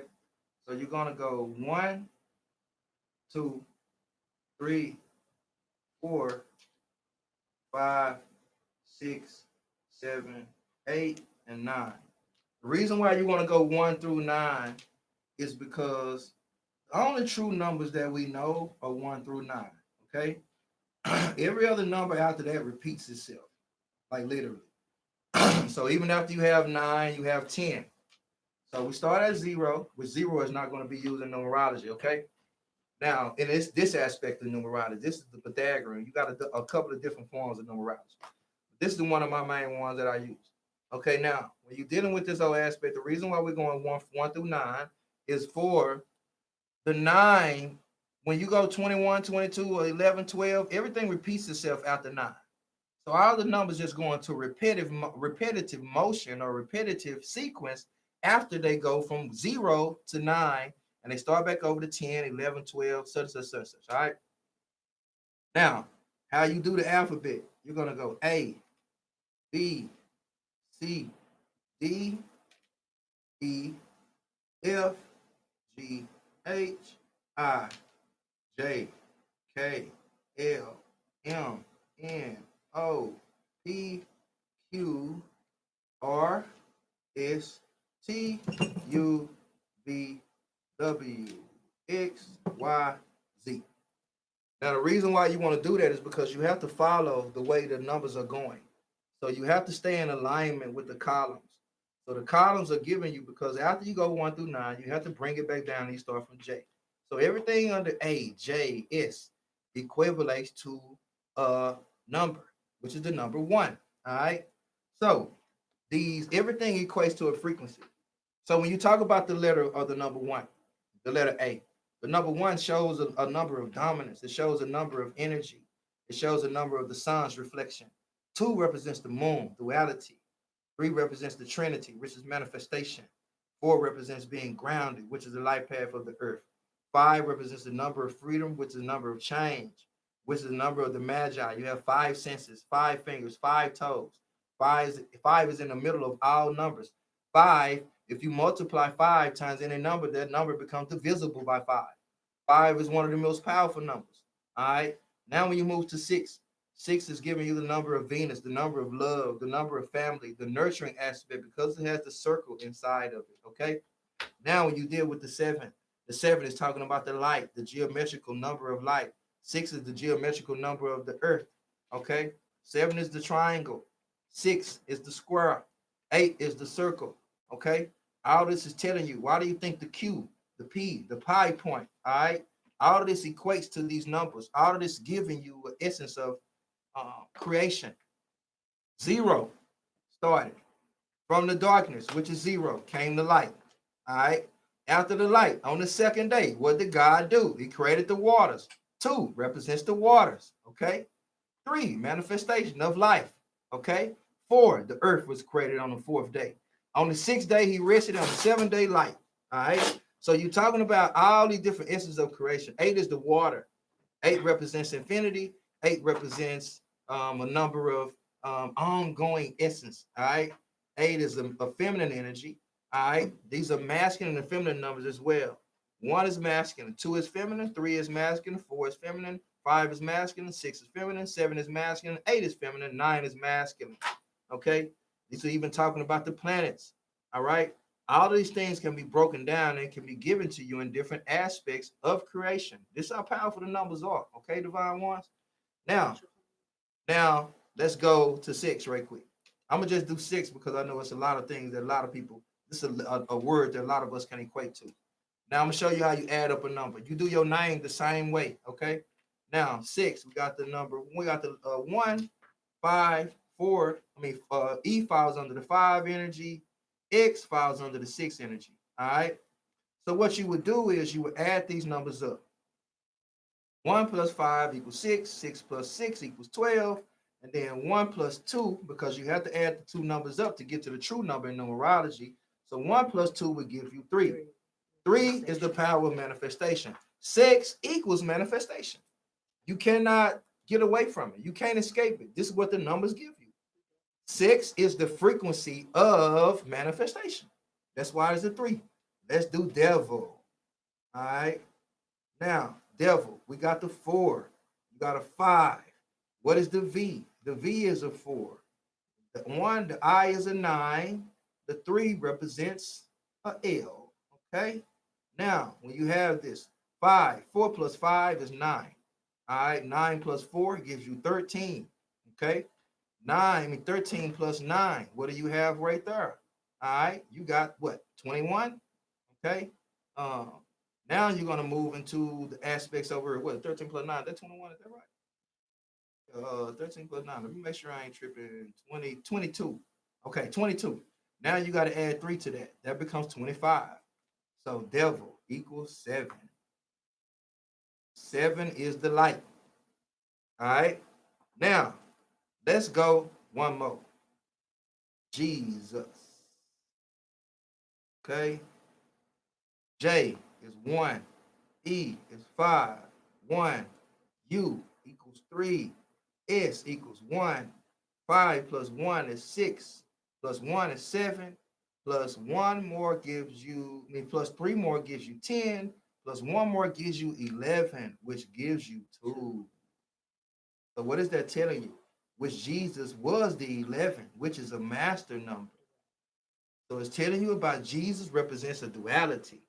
It represents the energy, a marriage of something. And this 11 represents the pillars. So it's talking about through Jesus is the way. Now, if you look at this Jesus, it's talking about G, Jesus. G is us. What is G? G equals 7. 7 equals the numerical value for light, which is the triangle. You are the triangle inside of the light. You are the light inside of the triangle. It's the same thing the Illuminati uses, the G inside of the square. The letter G is right here under the number 7. All right. I can even go a little bit deeper, but I just wanted to give y'all a little bit of that just so you can learn how to break it down. So when you equate your soul numbers, and when you want to do your soul numbers, all right, what you would do is take these numbers and you would break down your name and you would use all the vowels in your name, and that creates your soul number. All right. So my name is Dwight. All right, I'll give y'all this right quick. I'll just use my first and my last name. Okay. Dwight Jolly. All right, just use that real quick. Dwight Jolly. So I just go with the vowels. The 1 is a 9. That's the only vowel I have in my first name. The second vowel I have in my last name is a 0, which equals the number of 6. Okay, so 9 and 6. All right, and that's not really my true number because you would have to put your middle name in there. Okay, so I give y'all this. Let me go and do this. I'm gonna do it right. Anthony. Okay, now 1 and 6. That's the only numbers, the only vowels that are in my middle name. 1 and 6. All right. So you would only add up the vowels in your name to get to your soul number. Okay. So that means that I would add up 9 plus 6, all right, plus 6. Okay. Which 9 plus 6 will give me what? Okay. What is that? 15. All right. And that's going to equal, okay, 9 and 6 is 15. All right.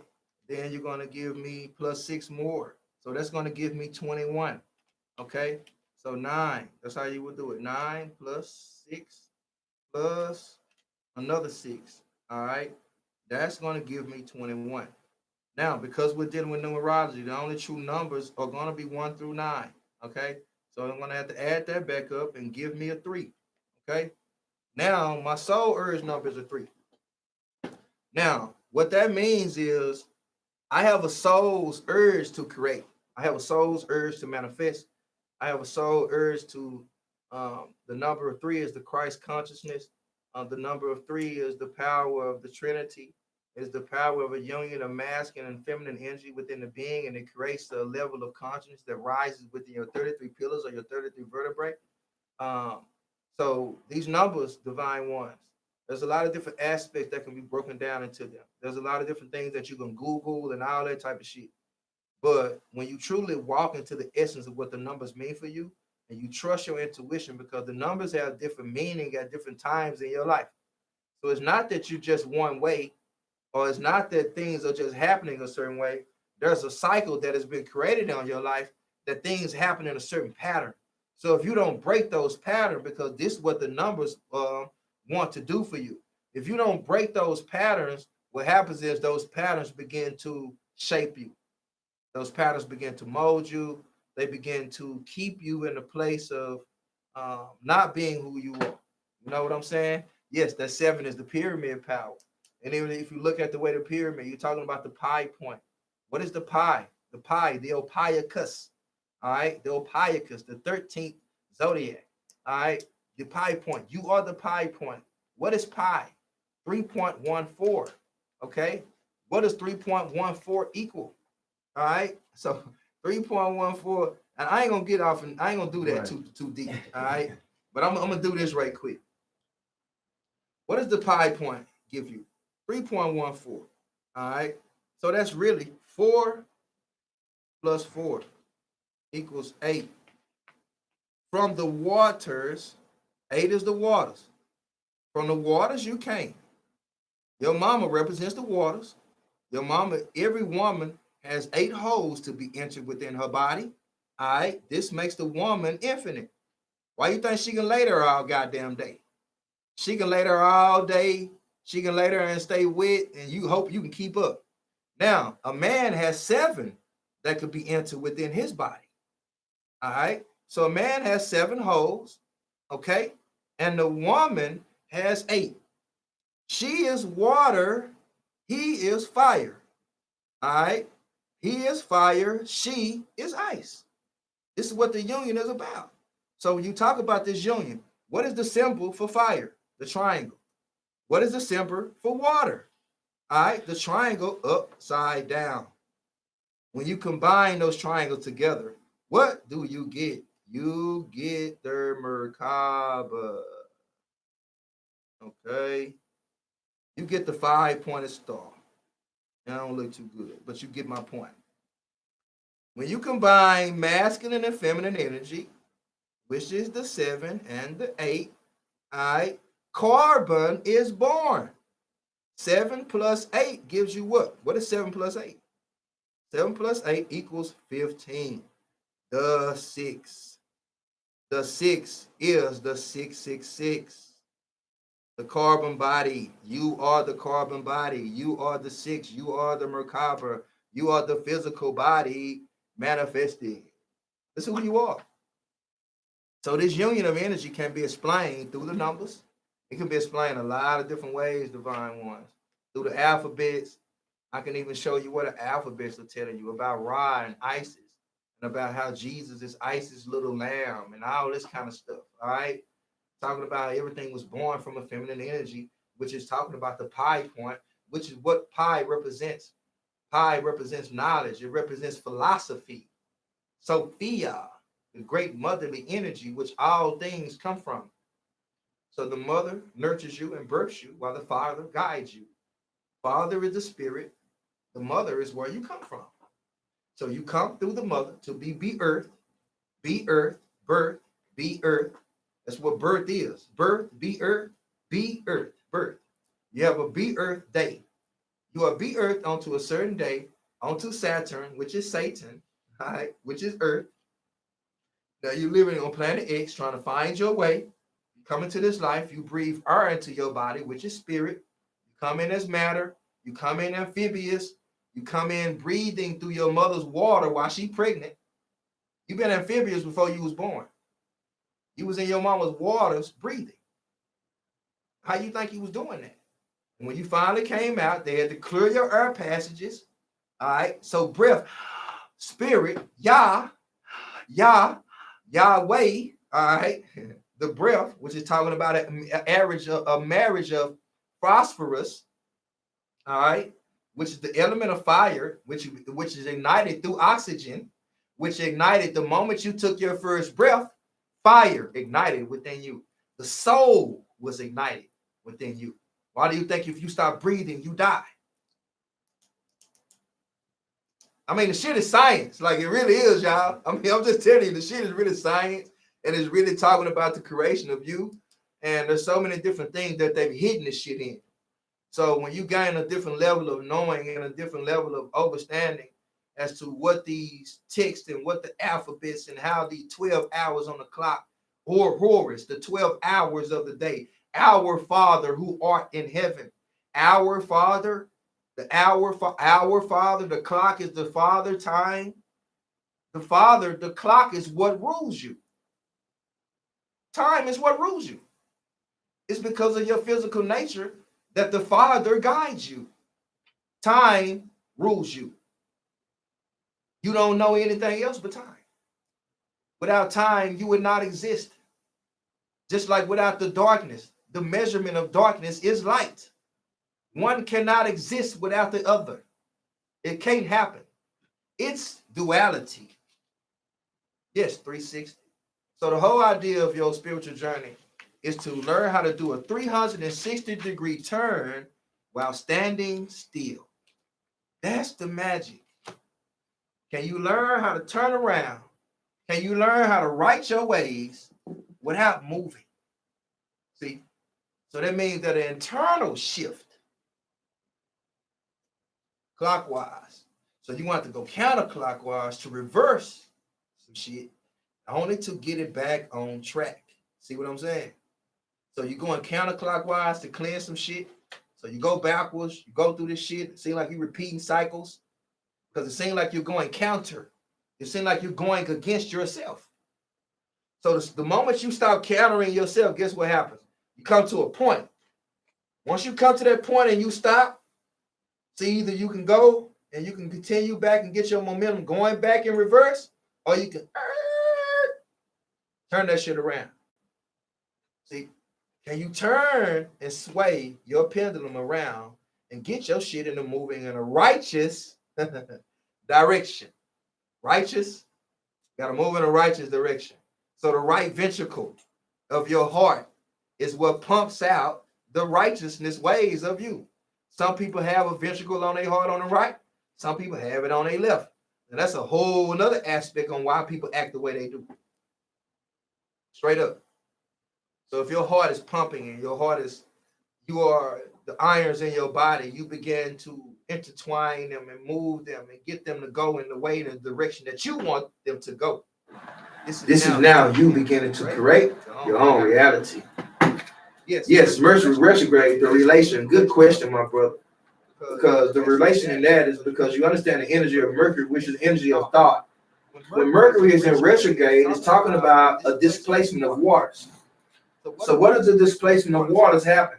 Your body is 72% water, so is the earth. The earth is 72% water, just like your body. So now, when a shift begins to happen, as above, so below, as within, so without. So when Mercury is in retrograde, it's telling you that a shift of the displacement of waters is happening inside of your body. So a thought process is being challenged. That's all it is. So are you rebelling against this thought process?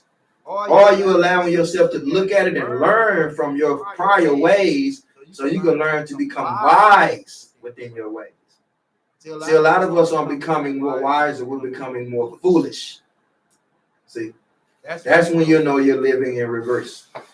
When you're doing the same shit that you was doing 10 years ago, expecting different fucking results. That's when you know you're fucking up. All right? When you allow yourself to go to, and it's just who I am, it's just me, and all that old shit, and motherfucker don't love me for who I am. All the type of shit go to doing to ourselves and lying to ourselves because you don't want to change, all right? When that change doesn't occur, guess what the universe does? Guess what happens in your life? Nothing changes outside of you. So guess what? And this is what a lot of us have done. You create your own living hell, literally, to the point where people have created such a living hell for themselves on this earth, to where you think that your best way out is to die. Some of y'all would rather die than change. Some of y'all would rather much just take me on out before I just go on and do whatever I need to do to get me right. I don't want to eat right. I don't want to do none of that shit. I don't want to heal. I don't give a damn. Fuck all that shit. I don't want to do none of that shit. I just want to go to work. I just want to do that shit. Well, you already 1 foot in the grave any goddamn way. So you might well go on and finish the job. See, a lot of y'all, I don't be understanding when y'all come with this sympathetic. I'm telling you why I don't play into that. Because if you really want to die, ain't nothing stopping you. But the only thing stopping you, there's a part of your ass that wants to live. That's the part of you that I want you to cultivate. That's the part of you that you need to find. That's the part of you that you can find in your soul's urge number.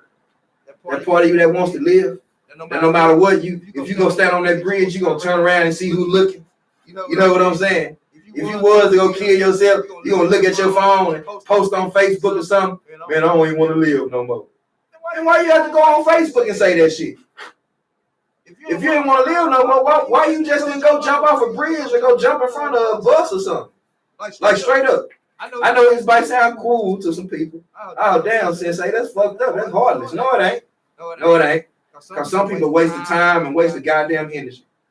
If you don't want to be here, if you don't want to be alive, if you want to escape being human, if you don't want to embrace being human, what the fuck is you waiting on? If you think that there's some big ass sky daddy in the sky waiting for you to come jump in this lap and heaven is filled with all these people, some of y'all, what heaven you want to choose? You want to go where all the girls young? You want to go where everybody young at? You want to go where all the celebrities, where you can go party? You want to go where you can eat what you want to eat? What heaven do you want? What heaven do you want? See, a lot of y'all even want to choose heaven. Some of y'all so fucked up, man. It's fucked up. It really is, because we need to heal. So Oh, I'm telling you, like once you escape that mentality, because it feels like an escape. So a part of you feels liberated once you break that shit. You don't want nobody, you ain't giving that shit to nobody else. I ain't giving my freedom up for no goddamn body. So they can create coronavirus, they can create new world orders, they can create some Mad Max shit. I don't give a fuck what they create. Guess what Sensei gonna be doing?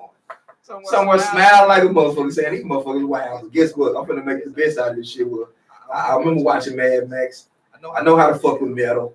I know how to survive. I know how to live off the land.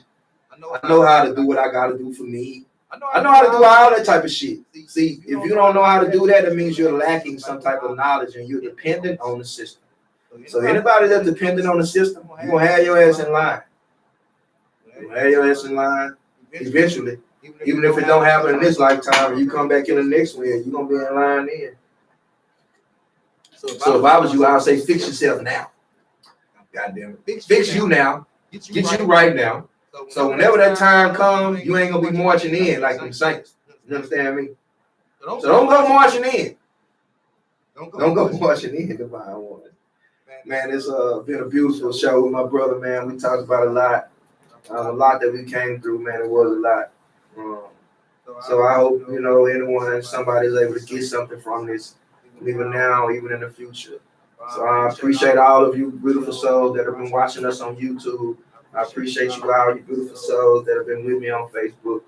I don't even know how many hours we're gonna be in, but we've been going. But that's what happens, man, when you I have a lot to give, because I have a lot of me to give. So I don't have a problem with this. I'm not tired. Yeah, I can talk for another 8 hours. You know what I'm saying? But I know we gotta go. You know what I'm saying? So we'll see y'all next time. And me and my brother will probably do this. Probably make a Sunday event out of this. To help combat this energy that this program is putting out. So after you wind it down, after you probably heard your Sunday sermon, come get you some you. Come get you some healing. Come get you some divine intelligence about who you are and why you are. So you can something that you can apply to your life. So that's what I try to give you. Things that you can apply, because it's about leading you back to you, divine ones. So this is all it's about. Removing the programmings will help you get back to you, shedding those things that you become attached to. Will help you reveal the true you to you. Peace and love, beautiful souls. I honor you all. I appreciate you all for your time and energy, for all the time you've been here. I appreciate you for all the ones that will listen in the future. I appreciate you as well.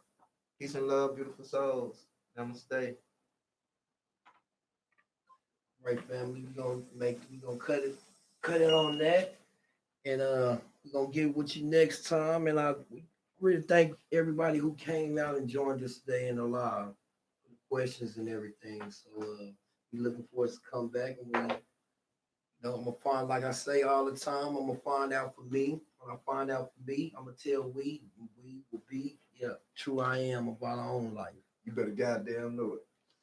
Yeah.